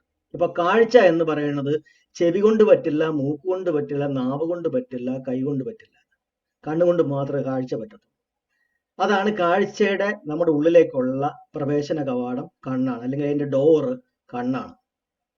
ഇതുപോലെ തന്നെ നമ്മളുടെ അടുത്ത എന്താ പറയുക, കേൾവി എന്ന് പറയുന്നതിന്റെ നമ്മുടെ ഉള്ളിലേക്കുള്ള ഡോറ് ചെവിയാണ്. അത് കണ്ണുകൊണ്ട് നമുക്ക് ഒരിക്കലും ഒരു ശബ്ദം കേൾക്കാൻ പറ്റില്ല, മൂക്കുകൊണ്ട് നമുക്ക് ഒരിക്കലും ശബ്ദം കേൾക്കാൻ പറ്റില്ല, നാവ് കൊണ്ട് കേൾക്കാൻ പറ്റില്ല, തൊലി കൊണ്ട് കേൾക്കാൻ പറ്റില്ല. അപ്പൊ ഈ ശബ്ദം എന്ന് പറയുന്ന കാര്യം ഉള്ളിലേക്ക് കയറുന്നത് ചെവി മുഖാന്തരമാണ്. അതുപോലെ തന്നെ നമ്മുടെ മണം എന്ന് പറയുന്നത് മറ്റൊരു ഇന്ദ്രിയത്തിനും പറ്റില്ല, അത് മൂക്കിന് മാത്രമേ പറ്റൂ. രുചി എന്ന് പറയുന്നതിന് നമ്മുടെ ഉള്ളിലേക്കുള്ള പ്രവേശന കവാടം നാവാണ്. നാവ് കൊണ്ട് മാത്രമല്ല വേറെ ഒരിടത്തും, നമ്മുടെ സ്കിന്നുകൊണ്ടൊന്നും നമുക്ക് രുചി അറിയാൻ പറ്റത്തില്ല, നമുക്ക് കണ്ണുകൊണ്ട് രുചി അറിയാൻ പറ്റത്തില്ല, മൂക്കുകൊണ്ട് രുചി അറിയാൻ പറ്റത്തില്ല. അപ്പം അതുപോലെ നമ്മൾ ഈ പറയുന്ന 5 ഇന്ദ്രിയങ്ങളും നമുക്ക് എന്തൊക്കെ നമുക്ക് അറിയാൻ പറ്റും. സ്പർശനം അതുപോലെ ത്വക്കാണ്. സ്പർശനം നമുക്ക് കണ്ണുകൊണ്ട് സ്പർശനം അറിയാൻ പറ്റത്തില്ല, മൂക്കുകൊണ്ട് സ്പർശനം അറിയാൻ പറ്റത്തില്ല. മൂക്കെന്ന് പറഞ്ഞു കഴിഞ്ഞാൽ ഞാൻ ഉദ്ദേശിക്കുന്ന മൂക്കിലെ തൊലിയല്ല. മൂക്കെന്ന് പറയുന്ന ആ ഒരു പ്രക്രിയക്ക് നമുക്ക് സ്പർശനമല്ല അറിയുന്നത്, അത് മണമാണ് അറിയുന്നത്. ഇനി ഈ 5 ഇന്ദ്രിയങ്ങൾ കൊണ്ട് നമ്മൾ അറിയുന്ന ഈ കാര്യങ്ങളെ നമുക്ക് ചിന്ത കൊണ്ട് നമ്മുടെ മനസ്സിന്റെ അകത്ത് സങ്കല്പിക്കാൻ പറ്റും. അതുകൊണ്ടാണ് ചിന്തയെ 6ാമതൊരു ഇന്ദ്രിയമായിട്ട് നമ്മൾ 6th സെൻസ് ആയിട്ട് നമ്മൾ കാണുന്നത്. അപ്പോ 6ാമത്തെ ഈ ഇന്ദ്രിയത്തിനകത്ത് മനസ്സുകൊണ്ട് ചിന്തിച്ചാൽ നമുക്ക് വേണമെങ്കിൽ ഒരു സ്മെല്ല് വേണമെങ്കിൽ നമുക്ക് മനസ്സുകൊണ്ട് വേണമെങ്കിൽ ചിന്തിക്കാം. ഒരു റോസപ്പൂവിന്റെ ഒരു സ്മെല്ല് അല്ലെങ്കിൽ ഒരു ബിരിയാണിയുടെ സ്മെല്ല് നമുക്ക് വേണമെന്നുണ്ടെങ്കിൽ മനസ്സുകൊണ്ട് സങ്കല്പിക്കാൻ പറ്റും. അതുപോലെ തന്നെ കാണുന്ന കാഴ്ചകൾ നമ്മളിപ്പം നമ്മുടെ മുമ്പിൽ ഇല്ലെങ്കിലും നമ്മുടെ കണ്ണുടച്ച് അല്ലെങ്കിൽ നമ്മുടെ മനസ്സിൽ കൂടെ നമുക്ക് പലതും കാണാൻ പറ്റും. പാട്ടുകൾ നമുക്ക് ഓർക്കാൻ പറ്റും, കേൾക്കാൻ പറ്റും ചിന്തകളിൽ കൂടെ. പക്ഷെ യഥാർത്ഥത്തിൽ സംഭവിക്കുന്നില്ലെങ്കിലും അതിനെ കൃത്രിമമായിട്ട് ആവിഷ്കരിക്കാനായിട്ട് ചിന്തയ്ക്ക് പറ്റും. അതുകൊണ്ടാണ് നമ്മൾ 6 ഇന്ദ്രിയങ്ങളായിട്ട് നമ്മൾ കണക്കാക്കുന്നത്. 5 ഫിസിക്കൽ ഇന്ദ്രിയങ്ങളും 6ാമത് ചിന്തയും ഒരു ഇന്ദ്രിയം. ഈ 6 കാര്യങ്ങൾ മുഖാന്തരമാണ് ഒരു വ്യക്തി ഒരു കാര്യം അറിയുന്നത്. അവന്റെ ലോകത്തെ അവൻ അറിയുന്നത് ഈ പറയുന്ന ഇന്ദ്രിയങ്ങൾ മുഖാന്തരമാണ്. അവന്റെ ലോകം എന്ന് പറയുന്നത് അവൻ സൃഷ്ടിക്കുന്നത് അവന്റെ ഉള്ളിലാണ്. പുറത്ത് എന്തൊക്കെ ഉണ്ടെങ്കിലും അവന്റെ ഉള്ളിലാണ് അവൻ അവൻ്റെതായ ആ ലോകം സൃഷ്ടിക്കുന്നത്. കാര്യം അവൻ അറിയുന്നത് കൊണ്ട് ആ അറിഞ്ഞതിനെ വെച്ചാണ് അവന്റെ ലോകം, അവന്റെ മനസ്സിലൊരു ലോകം അവൻ ഉണ്ടാക്കുന്നത്. എല്ലാത്തിനെ പറ്റിയുള്ള കൺസെപ്റ്റുകൾ അവൻ ഉണ്ടാക്കുന്നത് അങ്ങനെയാണ്. അപ്പൊ നമ്മൾ ആദ്യം ഈ ഒരു ഇന്ദ്രിയമായ കണ്ണിന്റെ കാര്യം തന്നെ എടുക്കാം. ഇതെങ്ങനെയാണ് പ്രവർത്തിക്കുന്നത്? ഇത് പ്രവർത്തിക്കുമ്പോൾ ബാക്കി മനസ്സിനകത്ത് എന്തൊക്കെയാണ് ഉണ്ടാവുന്നത് എന്ന് നമ്മൾ ഇതിനകത്തൊന്ന് പഠിക്കാം. അപ്പൊ ഈ ചാർട്ട് നിങ്ങൾ കാണുക. ഇതിൻ്റെ അകത്ത് നമ്മുടെ കണ്ണാണ് കാണിച്ചിരിക്കുന്നത്. കണ്ണ്, നമ്മൾ ഒരു സാധനം നമ്മുടെ കണ്ണിൽ പെടുമ്പോൾ ആദ്യമേ ആ കണ്ണിന്റെ ഇന്ദ്രിയ ബോധം, അതായത് നമ്മുടെ ബോധം നേരെ കാഴ്ചയിലേക്ക് മാറും. അപ്പോഴത്തേക്ക് നമ്മൾ മറ്റെന്തെങ്കിലും കാര്യങ്ങളൊക്കെ കേട്ടോണ്ട് ഇപ്പൊ വായിച്ചുകൊണ്ടിരിക്കുകയായിരുന്നു, അല്ലെങ്കിൽ എന്തെങ്കിലും കേട്ടോണ്ടിരിക്കുകയാണ്, അല്ലെങ്കിൽ കാണുന്ന സമയത്ത് നമ്മൾ ബാക്കിയെല്ലാം കട്ടാവും, നമ്മുടെ ബോധം പൂർണ്ണമായിട്ട് നമ്മുടെ കണ്ണിലേക്ക് പോകും. അങ്ങനെ കണ്ണിലേക്ക് പോയി കഴിഞ്ഞാൽ എന്തോ ഒന്ന് നമ്മുടെ കണ്ണിൽ പെട്ടു എന്ന് നമ്മൾ അറിയും. അതാണ് ഇന്ദ്രിയ ബോധം. അതിനുശേഷമാണ് എന്താണ് ഞാൻ ഈ കാണുന്നത് അല്ലെങ്കിൽ എന്താണ് ഞാൻ കണ്ടത് എന്ന് നമ്മൾ വിലയിരുത്തും. നമ്മുടെ മനസ്സ് അതിനെ പെട്ടെന്ന് വിവേചിച്ചറിയും, എന്താണ് ഈ കണ്ടത്. അത് രണ്ടാമത്തെ ഘട്ടമാണ്. അപ്പൊ ഈ കണ്ട കാര്യം നമുക്ക് സുഖകരമല്ല എന്നുണ്ടെങ്കിൽ ശരീരത്തിൽ അതിനനുസരിച്ച് ഒരു അനുഭൂതി ഉണ്ട്. അപ്പൊ ഉദാഹരണത്തിന് നമ്മളൊരു വസ്തുവിനെ കണ്ടു, ഒരു ചുവന്ന നിറമുള്ള ഒരു വസ്തു പെട്ടെന്ന് കണ്ടു. അതെന്താണെന്ന് നോക്കുമ്പം അതൊരു പൂവാണ്. ആ പൂവ് നമ്മൾ നോക്കുമ്പോൾ അത് നമ്മൾ കണ്ടു പരിചയിച്ചിരുന്ന ഏതെങ്കിലും പൂവാണോ, ചെമ്പരത്തിയാണോ, റോസ് ആണോ, അല്ലെങ്കിൽ മറ്റെന്തെങ്കിലും ബോഗൻവില്ലയാണോ, എന്ത് പൂവാണെന്ന് നമ്മൾ നോക്കുന്നു. ഓക്കെ, അതൊരു റോസപ്പൂവാണ്. അപ്പൊ ആ റോസപ്പൂവാണെന്ന് പറയുമ്പോൾ ആ റോസപ്പൂവിനെ പറ്റിയുള്ള നമ്മളുടെ പഴയ അറിവ് വെച്ചിട്ടാണ് നമ്മൾ അതിനെ മനസ്സ് പെട്ടെന്ന് അതിനെ വിലയിരുത്തുന്നത്. ഓ, റോസപ്പൂ എന്ന് പറയുമ്പോൾ അതിന് ഇന്ന പോലത്തെ ഒരു മണമുണ്ട്, ഇന്ന പോലെ ഭംഗിയുണ്ട്. അത് പെട്ടെന്ന് നമ്മൾ കാണുമ്പം അതിനോട് നമുക്കൊരു ഇഷ്ടം തോന്നും. അത് നമുക്ക് ആ താല്പര്യമുള്ള ഒരു വസ്തുവാണ്, അനുഭൂതി. അപ്പോഴാണ് നമ്മുടെ ശരീരത്ത് അത് വേണം, അല്ലെങ്കിൽ അതൊന്ന് മണക്കണം, അതൊന്ന് എടുക്കണം, അല്ലെങ്കിൽ അതൊന്ന് തൊടണം എന്നുള്ള നമുക്കൊരു താല്പര്യം വരുന്നത്. അത് സുഖകരമായ ഒരു അനുഭൂതിയാണ്. ആ അനുഭൂതി നമുക്ക് കിട്ടുമ്പോൾ നമ്മുടെ അടുത്ത മനസ്സിന്റെ അടുത്ത ഘട്ടം വർക്ക് ചെയ്ത് തുടങ്ങും. എന്താണ്? പ്രതികരണം. ആ പ്രതികരണം എന്താണ്? ഇഷ്ടത്തോടു കൂടിയുള്ള പ്രതികരണമാണ്. കാരണം സുഖകരമായ ഒരു അനുഭൂതിയാണ് ശരീരത്തിൽ ഉണ്ടായത്. അപ്പോൾ അതിനോടുള്ള പ്രതികരണം ഇഷ്ടത്തോടു കൂടിയുള്ള പ്രതികരണമാണ്. ഇനി മറ്റൊരു കാര്യം നമ്മുടെ കണ്ണിൽ പെടുന്നു. പെട്ടെന്ന് ഒരു ചിത്രം, ഒരു സംഗതി നമ്മുടെ കണ്ണിൽ പെടുന്നു. ആ കണ്ണിൽ പെടുന്നത് ഒരു ഭക്ഷണത്തിന്റെ ഇതാണ്. നോക്കുമ്പോൾ അതൊരു നമുക്ക് ഇഷ്ടപ്പെട്ട എന്തെങ്കിലും ഒരു ഭക്ഷണമാണ്. സേ ഫോർ എക്സാമ്പിൾ ബിരിയാണിയാണെന്ന് വിചാരിക്കുക. നമുക്കത് കാണുന്നു, അത് എന്താണെന്ന് നമ്മൾ മനസ്സിലാക്കിയെടുക്കുന്നു. വിലയിരുത്തുമ്പോഴാണ് നമുക്ക് മനസ്സിലാകുന്നത് ഇത് പായസമല്ല, അല്ലെങ്കിൽ ഇത് മറ്റെന്തെങ്കിലും ഒരു വസ്തുവല്ല, ഇത് ബിരിയാണിയാണ് എന്ന് നമ്മൾ വിലയിരുത്തുന്നു. ഇതെനിക്ക് ഇഷ്ടമുള്ള ആളാണെങ്കിൽ അത് പെട്ടെന്ന് തന്നെ അതിനെ പറ്റിയുള്ള ഒരു അനുഭൂതി ശരീരത്തിൽ വരും. ചിലപ്പം വായിൽ വെള്ളം വരാം, അല്ലെങ്കിൽ അതിനോടൊരു താല്പര്യം വരാം, അതിന്റെ മണത്തെപ്പറ്റി നമ്മുടെ മനസ്സിൽ പെട്ടെന്ന് ഓർമ്മ വരാം. അപ്പൊ നമ്മൾ അതിനോട് ശരീരത്തിന് താല്പര്യമാണ് കാണിക്കുന്നത്, അനുഭൂതിയാണ് കാണിക്കുന്നത്.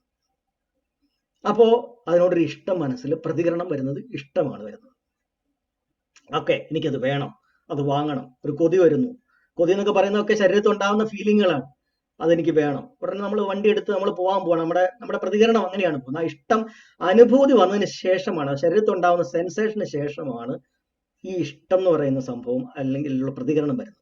അപ്പം നമ്മൾ ഇതെല്ലാം വളരെ പെട്ടെന്ന് നടക്കുന്നത് കൊണ്ട് നമുക്കിത് വേർപിടിച്ച് നമുക്ക് കാണാൻ പറ്റാറില്ല. എപ്പോഴും ഇതെല്ലാം കൂടെ ഒരുമിച്ചാണ് സംഭവിക്കുന്നത്.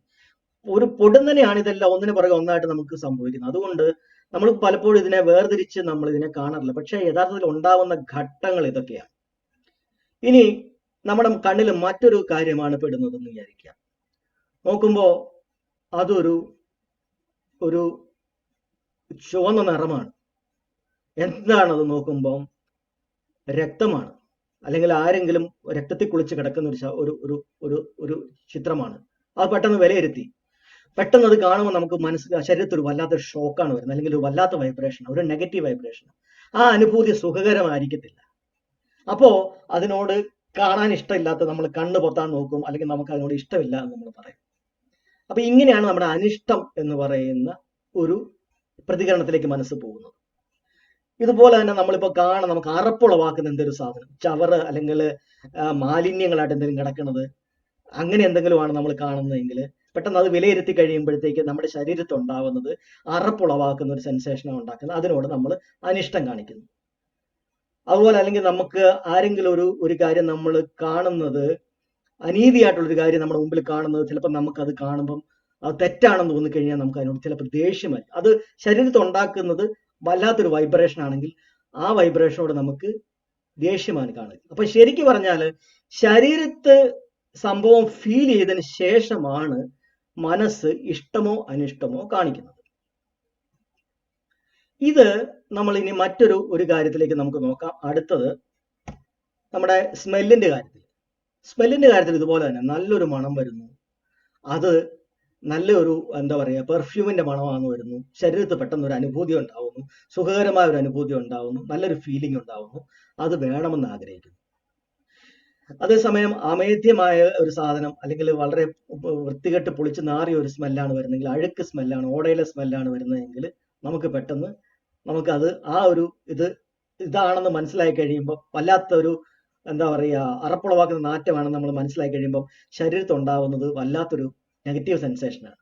അത് കഴിയുമ്പോൾ നമ്മൾ അതിനോട് ഇഷ്ടമില്ല. ഇപ്പം നമുക്ക് നാട്ടിലൊക്കെ അറിയാം, നമ്മുടെ ഏതെങ്കിലും ഒരു സ്ഥലത്ത് ഒരു പബ്ലിക് ടോയ്ലറ്റ് ഉണ്ടെങ്കിൽ പോലും നമുക്ക് അങ്ങോട്ട് കയറാൻ നമുക്ക് മടിയാവുന്ന കാര്യം, നമുക്ക് അവിടുത്തെ മണം വരുമ്പോൾ നമുക്ക് ശരീരത്തിൽ വല്ലാത്തൊരു അറപ്പാണ്, നമുക്ക് അതിനകത്ത് കയറാൻ നമുക്ക് ഇഷ്ടക്കേടാണ്. അതുപോലെ തന്നെ നമുക്ക് പല കാര്യങ്ങളിൽ നമുക്ക് ഇതുപോലെ തന്നെയാണ് ഇഷ്ടവും ഇഷ്ടക്കേടും. അത് മൂക്കുകൊണ്ടുള്ള കാര്യമാണ്, ഫംഗ്ഷനാണ് ഞാൻ പറഞ്ഞത്. അപ്പം സ്മെല്ലിനകത്ത് തന്നെ നമ്മൾ ഓരോ സ്മെല്ല് വരുമ്പോൾ തന്നെ ഇന്നതാണെന്ന് പെട്ടെന്ന് തിരിച്ചറിയുമ്പോൾ, ആ തിരിച്ചറിഞ്ഞതിന് ശേഷം ശരീരത്തൊരു അതിനനുസരിച്ചുള്ള ഒരു ഫീലിംഗ് അല്ലെങ്കിൽ അനുഭൂതി അല്ലെങ്കിൽ ഒരു സെൻസേഷൻ അല്ലെങ്കിൽ ഒരു വൈബ്രേഷൻ ഉണ്ടാവുന്നു. അതനുസരിച്ച് നമ്മുടെ പ്രതികരണം ഇഷ്ടമോ അനിഷ്ടമോ ആവുന്നു. ഇതുപോലെ തന്നെ അടുത്തതൊന്ന് നമ്മുടെ ചെവി. നമ്മളൊരു ശബ്ദം കേൾക്കുന്നു.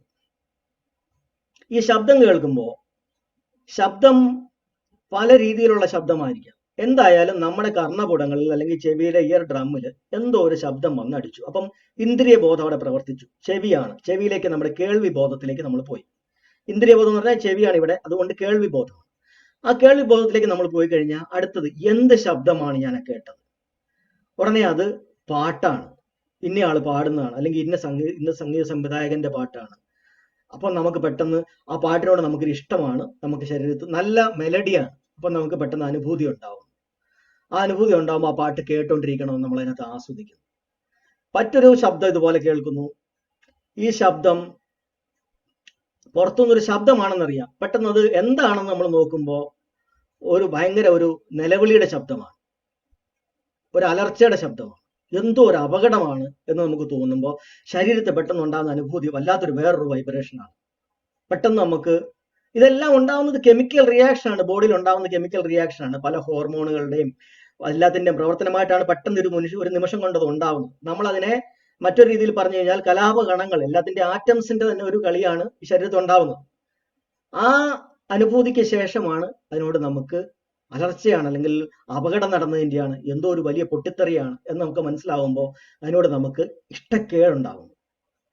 അല്ലെങ്കിൽ ആരെങ്കിലും നമ്മളെ ചീത്ത വിളിക്കുന്നതാണ് എന്നാണ് നമ്മൾ വിലയിരുത്തി കഴിഞ്ഞു കഴിഞ്ഞാൽ ഉടനെ നമ്മുടെ ശരീരത്തിൽ ഉണ്ടാവുന്നത് വളരെ അനിഷ്ടകരമായ ഒരു അനുഭൂതി. പെട്ടെന്ന് അതിനോട് നെഗറ്റീവായിട്ട് പ്രതികരിക്കാൻ, ഇഷ്ടക്കേടോടുകൂടി പ്രതികരിക്കാനുള്ള ഒരു മനസ്സാണ് നമുക്ക് ഉണ്ടാവുന്നത്. അതാണ് മനസ്സിന്റെ ഈ പ്രതികരണം എന്ന് പറയുന്ന ഭാവം ഉണ്ടാവുന്നത്. അതുപോലെ തന്നെ ഇപ്പൊ നമ്മളെ ആരെങ്കിലും പുകഴ്ത്തി പറയുകയാണ്, നമ്മളെ ഒരു സദസ്സ് ഇരിക്കുമ്പോൾ നമ്മളെ പുകഴ്ത്തി പറയുകയാണെങ്കിൽ നമുക്ക് ഭയങ്കരമായ സുഖാനുഭൂതിയാണ് ഉണ്ടാവുന്നത്. അതിനോട് നമുക്കത് കേൾക്കാൻ, വീണ്ടും വീണ്ടും കേൾക്കാൻ നമുക്ക് മനസ്സുകൊണ്ട് താല്പര്യം ഉണ്ടാവും. ഇങ്ങനെ അടുത്ത് നമ്മളൊരു കാര്യം നോക്കുമ്പോൾ ടേസ്റ്റിന്റെ കാര്യത്തിൽ ഇതുപോലെ തന്നെ നമ്മൾ നാവില് ഒരു സാധനം ടച്ച് ചെയ്യുന്നു, അത് കഴിഞ്ഞ ഉടനെ നമുക്ക് അത് എന്താണെന്ന് മനസ്സിലാകുമ്പോൾ തന്നെ നമ്മുടെ നാവിൽ ഒരു വല്ലാത്ത ഒരു ടേസ്റ്റ് ആണ് വരുന്നത്. നമുക്ക് ഇഷ്ടമില്ലാത്തൊരു കയ്പോ ചവർപ്പോ അല്ലെങ്കിൽ പൊള്ളുന്ന പോലത്തെ ഒരു ടേസ്റ്റ് ഒക്കെ ആണെങ്കിൽ നമുക്ക് പെട്ടെന്ന് അനിഷ്ടം വരും. അതുപോലെ അതിനുശേഷം നല്ലൊരു മധുരമോ അല്ല നമുക്ക് ഇഷ്ടപ്പെടുന്ന ഒരു നല്ല ടേസ്റ്റ് ആണെങ്കിൽ നമുക്ക് ഇഷ്ടം വരും. അപ്പോഴും ആ അനുഭൂതി അല്ലെങ്കിൽ നമ്മുടെ ശരീരത്തുണ്ടായ സെൻസേഷന് ശേഷമാണ് ഇഷ്ടവും അനിഷ്ടവും വരുന്നത്. ഇങ്ങനെയാണ് ടേസ്റ്റിന്റെ കാര്യത്തിൽ. അതുപോലെ തന്നെയാണ് നമ്മുടെ ചിന്ത. ഞാൻ ഈ പറഞ്ഞ പോലെ എല്ലാ കാര്യങ്ങളെ പറ്റിയും നമുക്ക് ചിന്തകൾ നമ്മുടെ മനസ്സിനകത്തോട്ട് വരും. ആ ചിന്തകൾ എന്താണെന്ന് നമ്മൾ അറിയുമ്പോൾ നമുക്ക് അതനുസരിച്ചുള്ള ഒരു സെൻസേഷൻ ബോഡിയിൽ ഉണ്ടാവും. ആ ചിന്ത നമ്മളെ ഇഷ്ടത്തിലേക്കോ അനിഷ്ടത്തിലേക്കോ നമ്മുടെ പ്രതികരണത്തെ നയിക്കും. ഇപ്പൊ ഉദാഹരണത്തിന് നമ്മൾ ഒരു കാര്യം കേട്ടു, കേൾവിയുടെ കാര്യം തന്നെ എടുക്കാം.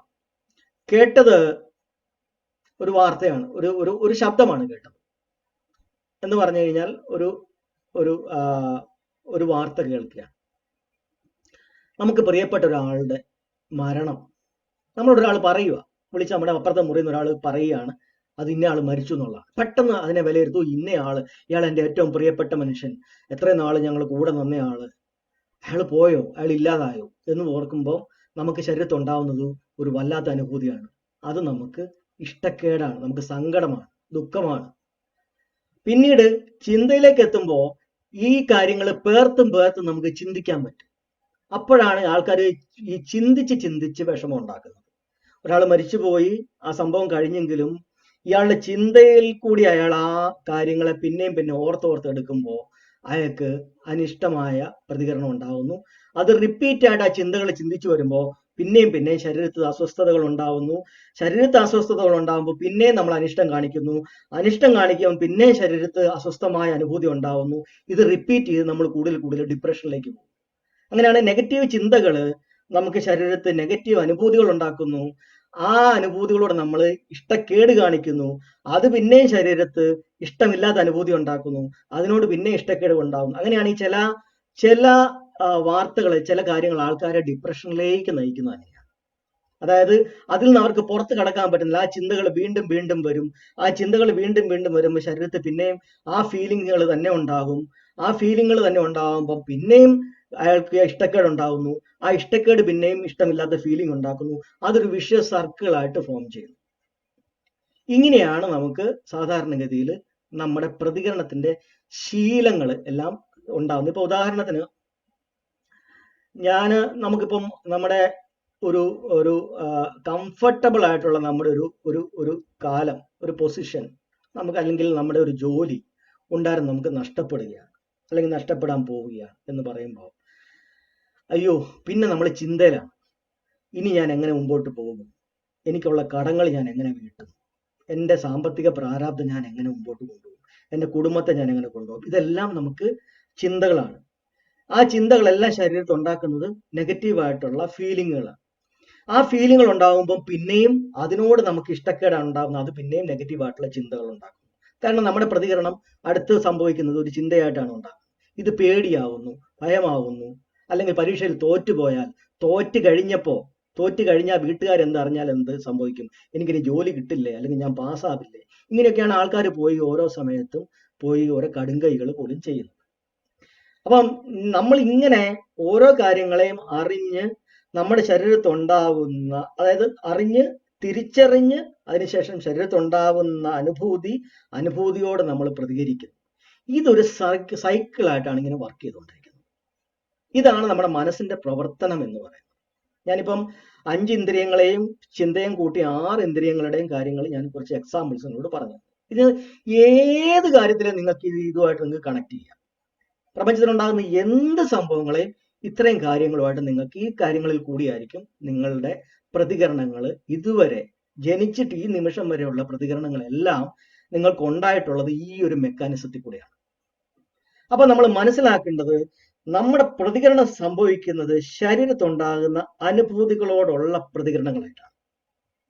അപ്പം നമ്മുടെ മനസ്സ് സമാധാനമായിട്ടിരിക്കുന്ന ഒരു മനസ്സ് ഇഷ്ടത്തോടെയോ അനിഷ്ടത്തോടെയോ മനസ്സ് പ്രതികരിക്കുന്ന ആ ഒരു ചാട്ടത്തിലേക്ക് മാറുന്നത് അനുഭൂതികൾ എന്ന് പറയുന്നതിന്റെ അടുത്ത ഘട്ടത്തിലാണ്, അതിനുശേഷമാണ്. ഇത് നമ്മൾ അറിയാതെ നമ്മൾ ജനനം തൊട്ട് ഈ നിമിഷം വരെ ഓരോ കാര്യങ്ങളും നമ്മൾ അറിഞ്ഞ് അത് നമ്മുടെ ശീലങ്ങളായി മാറിയിട്ടുണ്ട്. എങ്ങനെയാണ് ശീലങ്ങൾ ഉണ്ടാകുന്നത്? എങ്ങനെയാണ്? നമ്മൾ ഒരു ദിവസം ഒരു വസ്തു ഒരിടത്ത് വെച്ചു, അത് കഴിഞ്ഞതിന് ശേഷം രണ്ടാമതൊരു ദിവസം അവിടെ വെച്ചു, 3-4 ദിവസം നമ്മൾ അവിടെ വെച്ച് കഴിയുമ്പോൾ നമുക്കത് പിന്നെ നമ്മൾ ആലോചിക്കേണ്ട കാര്യമില്ല. നമ്മൾ നേരെ അവിടെ പോകുന്നു, അങ്ങ് എടുക്കുന്നു. നമുക്കറിയാം അവിടെ ഉണ്ടെന്ന്. കാര്യം നമ്മൾ അറിയാതെ വരുമ്പോൾ അവിടെ തന്നെ നമ്മൾ വെക്കുന്ന ശീലമായി. ഇതാണ് മനസ്സിന്റെ അകത്ത് ശീലങ്ങൾ ഉണ്ടാവുന്ന, അല്ലെങ്കിൽ സംഖാര എന്ന് ബുദ്ധ ഭാഷയിൽ പാലി ഭാഷയിൽ പറയുന്ന ശീലങ്ങൾ. സംസ്കാര എന്നാണ് പിന്നെ സംസ്കൃതി പറയുന്നത്. ഒരാളുടെ സംസ്കാരം, അയാളത് കൾച്ചർ ചെയ്യുന്നത്, അതായത് അയാളുടെ ശീലങ്ങൾ. അത് നമ്മൾ മോഡേൺ സയൻസിൽ പറയുകയാണെങ്കിൽ നമ്മുടെ ന്യൂറോൺ പാത്ത് സെറ്റ് ചെയ്യുക എന്ന് പറയും. അതായത് പല ന്യൂറോൺസ് തമ്മിലുള്ള ഒരു കണക്ഷൻ അവിടെ സെറ്റ് ചെയ്യുകയാണ്. നമ്മൾ എങ്ങനെയാണ് കാർ ഓടിക്കാൻ പഠിക്കുന്നത്? എങ്ങനെയാണ്?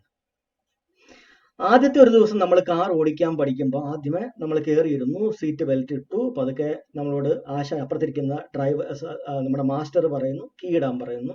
ആ സമയത്ത് നമ്മൾ ആദ്യം ന്യൂട്രൽ വണ്ടി ഇടുന്നു. ന്യൂട്രൽ വണ്ടി ഇട്ടതിന് ശേഷം പതുക്കെ കീ കൊടുത്ത് ഓൺ ആക്കുന്നു. അതിനുശേഷം പതുക്കെ ബ്രേക്ക് പിടിച്ചിട്ട് ക്ലച്ച് അമർത്തിയിട്ട് നമ്മൾ പതുക്കെ ഗിയർ മാറ്റിയിട്ട് നമ്മൾ പതുക്കെ ക്ലച്ച് റിലീസ് ചെയ്തു. എന്നിട്ട് പതുക്കെ നമ്മൾ വണ്ടി പതുക്കെ മൂവ് ചെയ്ത് തുടങ്ങും. ഇങ്ങനെ നമ്മൾ ആദ്യം സ്റ്റെപ്പ് ബൈ സ്റ്റെപ്പ് ആയിട്ടാണ് നമ്മൾ ആദ്യം പഠിക്കുന്നത്. ആദ്യത്തെ ദിവസം, രണ്ടാമത്തെ ദിവസം, മൂന്നാമത്തെ ദിവസം ഒക്കെ നമ്മൾ കുറച്ചൊക്കെ ആലോചിച്ച് ചെയ്യുന്നു. ഒരു നാലഞ്ച് ദിവസമൊക്കെ കഴിയുമ്പോൾ നമ്മൾ ആലോചന കുറച്ച് കുറഞ്ഞ് ഓട്ടോമാറ്റിക്കായിട്ട് ഇത് നമ്മൾ ഏറെക്കുറെ അതിന്റെ ആ ഒരു സീക്വൻസ് അനുസരിച്ച് നമ്മൾ ചെയ്തു തുടങ്ങും. നമ്മൾ വൺസ് ശീലമായി കഴിഞ്ഞാൽ പിന്നെ നമുക്ക് ഇതിനെപ്പറ്റി ആലോചിക്കേണ്ട കാര്യമില്ല. നമ്മൾ കയറി ഓട്ടോമാറ്റിക്കായി നമ്മൾ വർത്താനം പറഞ്ഞുകൊണ്ട് നമ്മൾ ഈ കാര്യങ്ങൾ ചെയ്യും. കാര്യം എന്താന്ന് പറഞ്ഞാൽ നമ്മുടെ ഓൾറെഡി ഉള്ളിൽ ആ പാത്ത് സെറ്റായി കഴിഞ്ഞു. അപ്പൊ നമുക്ക് ആലോചിക്കേണ്ട കാര്യമില്ല, ഓട്ടോമാറ്റിക്കായിട്ട് ഈ സംഗതി വന്നു കഴിഞ്ഞു. ഇത് മനുഷ്യന് ആവശ്യമാണ് ഇങ്ങനത്തെ കാര്യങ്ങളിൽ. പക്ഷെ ഇത് ചില സമയത്ത് അപകടമാകുന്നത് എപ്പോഴാണ്? നമ്മളോട് ആരെങ്കിലും എന്തെങ്കിലും ഒന്ന് പറഞ്ഞു, അത് കേൾക്കുന്നതിന് മുമ്പ് തന്നെ നമ്മുടെ പ്രതികരണം വന്നു കഴിഞ്ഞു. അതെങ്ങനെയാണ് സംഭവിക്കുന്നത്? നമ്മുടെ ഉള്ളിൽ ആ ശീലം നേരത്തെ സെറ്റ് ചെയ്ത് കഴിഞ്ഞു, ഓട്ടോമാറ്റിക്കായിട്ട് ഫൈനൽ പ്രതികരണത്തിലേക്ക് വന്നു കഴിഞ്ഞു. എങ്ങനെയാണ് ആ പ്രതികരണം ആദ്യം രൂപം കൊണ്ടത്? എങ്ങനെയാണ്? ആദ്യം അത് കേട്ടിരുന്നു, വർഷങ്ങൾക്ക് മുമ്പായിരിക്കാം, അത് കേട്ടു, അത് നമ്മുടെ ശരീരത്തിൽ നമ്മളെ കളിയാക്കുന്ന ഒരു സംസാരമായിരിക്കാം, അല്ലെങ്കിൽ നമ്മളെ അപഹസിക്കുന്ന, അല്ലെങ്കിൽ നമ്മളെ ഭർസിക്കുന്ന, അല്ലെങ്കിൽ നമ്മളെ പരിഹാസനാക്കുന്ന, അല്ലെങ്കിൽ നമ്മളെ വേദനിപ്പിക്കുന്ന എന്തെങ്കിലും പരാമർശമായിരിക്കാം. അത് വരുന്നു, ശരീരത്തിൽ ഒരു സെൻസേഷൻ വരുന്നു. ആ സെൻസേഷൻ വരുന്നതിനോട് ഞാൻ ഇഷ്ടക്കേടോടുകൂടി പ്രതികരിച്ചു. ഇതെന്റെ ശീലമായി മാറിയിട്ടുണ്ട്. അപ്പൊ എനിക്ക് ഇനി ആലോചിക്കേണ്ട കാര്യമില്ല, അത് കേൾക്കുന്ന മാത്രമേ തന്നെ എന്റെ റിയാക്ഷൻ വന്നു കഴിഞ്ഞു. ഇതെല്ലാം പൊടുന്നനെ സംഭവിക്കുകയാണ് പിന്നീട്. ആദ്യം അങ്ങനെ ആയിരുന്നില്ല, പക്ഷേ കാലക്രമത്തിൽ എങ്ങനെയാണ് അത് മാറി വന്നത്, ശീലമായി മാറിയിട്ടുണ്ട് ഓൾറെഡി. അങ്ങനെയാണ് ഒരു വാർത്ത കേൾക്കുമ്പോൾ നമ്മൾ പെട്ടെന്ന് ഡൗൺ ആവുന്നത്, ചിലപ്പോൾ നമ്മൾ എക്സൈറ്റഡ് ആവുന്നത്, ഹാപ്പി ആവുന്നത് ഒക്കെ അങ്ങനെയാണ്.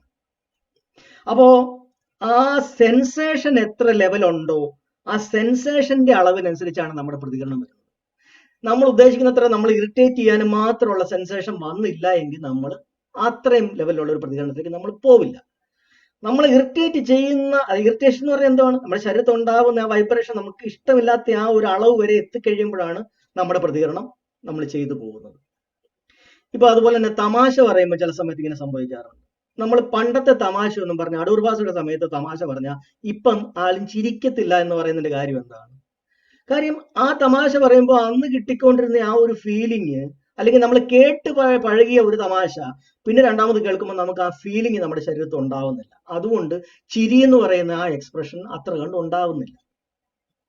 ഇങ്ങനെയാണ് നമ്മൾ കൂടുതൽ വെറൈറ്റി ആയിട്ടുള്ള കാര്യങ്ങൾ, കൂടുതൽ ഡിഗ്രിയിലുള്ള കാര്യങ്ങൾ നമ്മൾ വേണമെന്ന് ആഗ്രഹിക്കുന്നത്. അപ്പോ നമ്മൾ എപ്പോഴും നമ്മുടെ മനസ്സിന്റെ പ്രതികരണം സംഭവിക്കുന്നതെല്ലാം ഈ സെൻസേഷൻ, ബോഡിയിൽ ഉണ്ടാവുന്ന ഫീലിങ്ങുകളെ ആസ്പദമാക്കി. ഇതാണ് ഏറ്റവും, ഞാൻ കഴിഞ്ഞ ക്ലാസ്സിലും പറഞ്ഞു, ബുദ്ധന്റെ ഏറ്റവും വലിയ കണ്ടെത്തൽ ഇതാണ്. നമ്മുടെ ശരീരത്തുണ്ടാവുന്ന ഫീലിങ്സ് എന്ന് പറയുന്നത് it's very very very very important. ആ ഫീലിങ്ങിന്റെ അവിടെ നിന്നാണ് നമ്മുടെ മനസ്സിന്റെ പ്രതികരണം. അതായത് മനസ്സ് സ്വസ്ഥമായിട്ടിരിക്കുന്ന ഒരു മനസ്സ് അസ്വസ്ഥമാകുന്ന പോയിന്റ് അവിടെയാണ്. അപ്പോ കറക്ഷൻ നടത്തേണ്ടതും ആ പോയിന്റിലാണ്. അപ്പൊ അതാണ് നമ്മൾ ബുദ്ധൻ പറഞ്ഞിരിക്കുന്നത്, അവിടെ നമുക്ക് കറക്ഷൻ നടത്തുന്നത് എങ്ങനെയാണ് എന്ന് നമ്മളെ പഠിപ്പിച്ചു തരുന്നത്. അപ്പോ നമ്മൾ ഇതുവരെ ഉണ്ടായിരിക്കുന്ന നമ്മളെന്ന് പറയുന്ന ഒരു വ്യക്തി, ആ വ്യക്തിയുടെ സ്വഭാവം രൂപീകരിക്കപ്പെട്ടിരിക്കുന്ന മുഴുവൻ തന്നെ ഇതുപോലെയുള്ള ചെറിയ ചെറിയ ചെറിയ ചെറിയ ഓരോരോ ശീലങ്ങൾ മുഖാന്തരമാണ്. ശീലങ്ങളുടെ ഒരു ആകെത്തുകയാണ് ഒരാളുടെ വ്യക്തി എന്ന് പറയുന്നത്, ഒരാളുടെ വ്യക്തിത്വം എന്ന് പറയുന്നത്.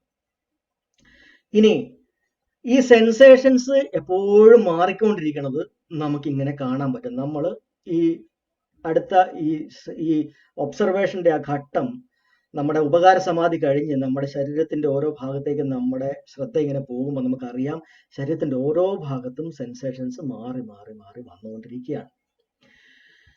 അപ്പോ ഇത് നമ്മൾ ഓരോ സമയത്തും നമ്മുടെ ശരീരത്തിന്റെ ആ കെമിക്കൽ ഘടന മാറിക്കൊണ്ടിരിക്കുന്നു എന്നുള്ളതാണ് നമ്മൾ മനസ്സിലാക്കേണ്ടത്.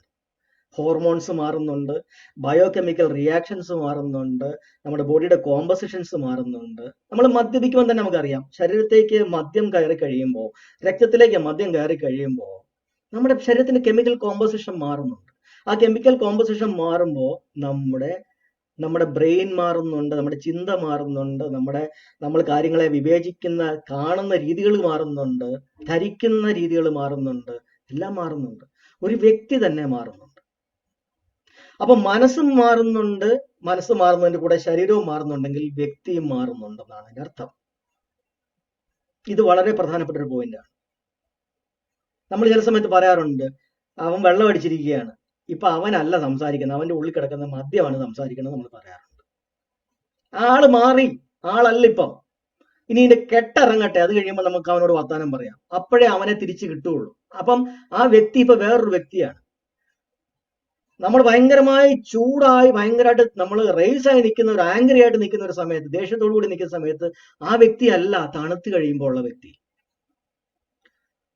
ചൂടായിട്ട് നിൽക്കുന്ന ആള് ആ സമയത്തെ ദേഷ്യത്തിന് അയാള് കടുങ്കൈകൾ ചെയ്യും, അടിച്ചു പോകും, അല്ലെങ്കിൽ ചിലപ്പം നമ്മൾ മാരകായുധങ്ങൾ ചിലപ്പോൾ പ്രയോഗിക്കും. പക്ഷെ തണുത്ത് കഴിയുമ്പോൾ അയ്യോ ഞാൻ അങ്ങനെ ചെയ്യണ്ടായിരുന്നു, അയാൾ ടോട്ടലി വേറൊരു മനസ്സായി, വേറൊരു വ്യക്തിയായി.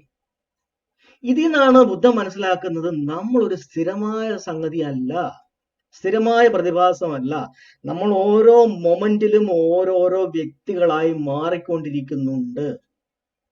ഒരു പുഴ ഒഴുകുന്നത് പോലെ നമ്മൾ മാറിക്കൊണ്ടേയിരിക്കുകയാണ്.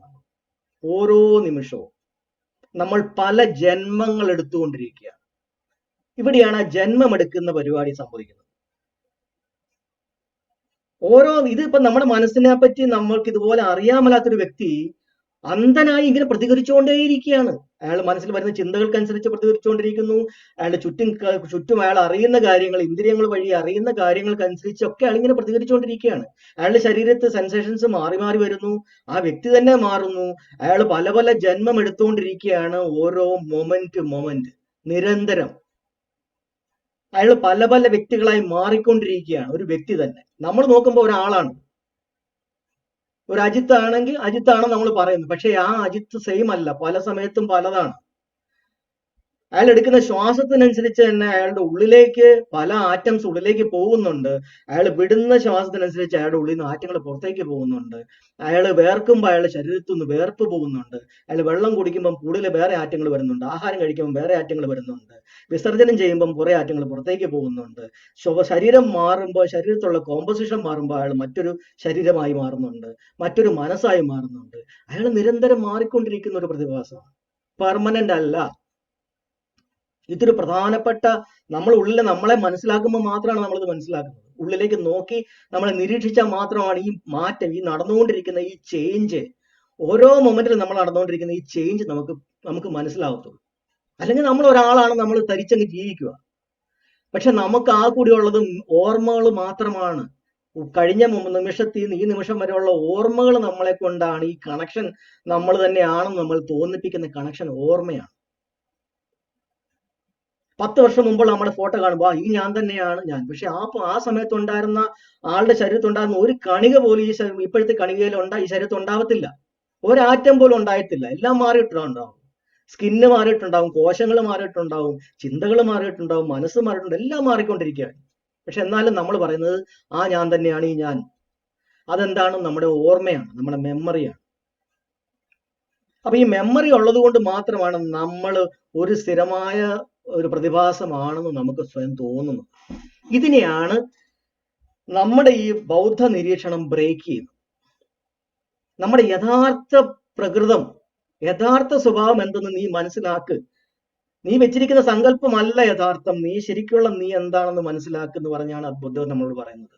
നമ്മളെ മനസ്സിലാക്കാൻ, നമ്മുടെ ധമ്മം, നമ്മുടെ പ്രകൃതം മനസ്സിലാക്കാൻ പറയണം. അങ്ങനെ നമ്മൾ ഉള്ളിലേക്ക് നമ്മൾ നോക്കുമ്പോഴാണ് നമ്മുടെ മനസ്സും നമ്മുടെ ശരീരവും എല്ലാ നിമിഷവും മാറിക്കൊണ്ടിരിക്കുകയാണ്. അതുകൊണ്ടാണ് ഇംഗ്ലീഷിൽ ഹ്യൂമൻ ബീയിങ് എന്ന് പറയുന്നത്. ബീയിങ് എന്ന് പറഞ്ഞാൽ ബിക്കമിങ് എന്നാണ് അർത്ഥം. ബീയിങ് നടന്നുകൊണ്ടിരിക്കുകയാണ്, പ്രസന്റ് കണ്ടിന്യൂസ് ആണ്. നമ്മൾ ഇംഗ്ലീഷ് പഠിക്കുമ്പോൾ ടെൻസ് പറയുമ്പോൾ പ്രസന്റ് കണ്ടിന്യൂസ് ആണ്, അതായത് നമ്മൾ മാറിക്കൊണ്ടിരിക്കുകയാണ്. അപ്പൊ അങ്ങനെയാണ് നമ്മളുടെ ഒരു വ്യക്തി എന്ന് പറയുന്നത് നമ്മൾ മനസ്സിലാക്കുന്നത്. പക്ഷേ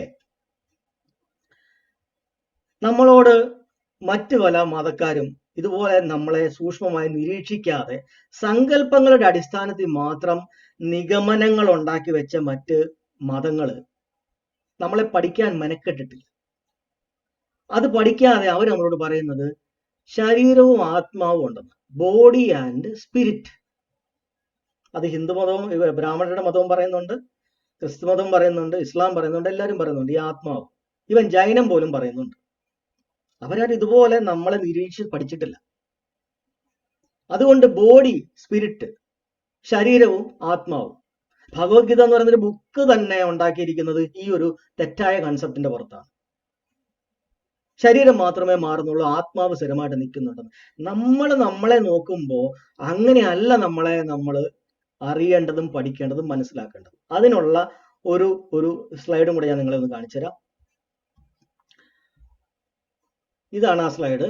അതായത് ഒരു വ്യക്തി എന്ന് പറഞ്ഞാൽ 5 ഖണ്ഡങ്ങളായിട്ട്, അല്ലെങ്കിൽ 5 അഗ്രഗേറ്റ്സ് ഇംഗ്ലീഷ് പറഞ്ഞാൽ 5 ഖണ്ഡങ്ങളായിട്ടാണ് ബുദ്ധൻ പറയുന്നത്.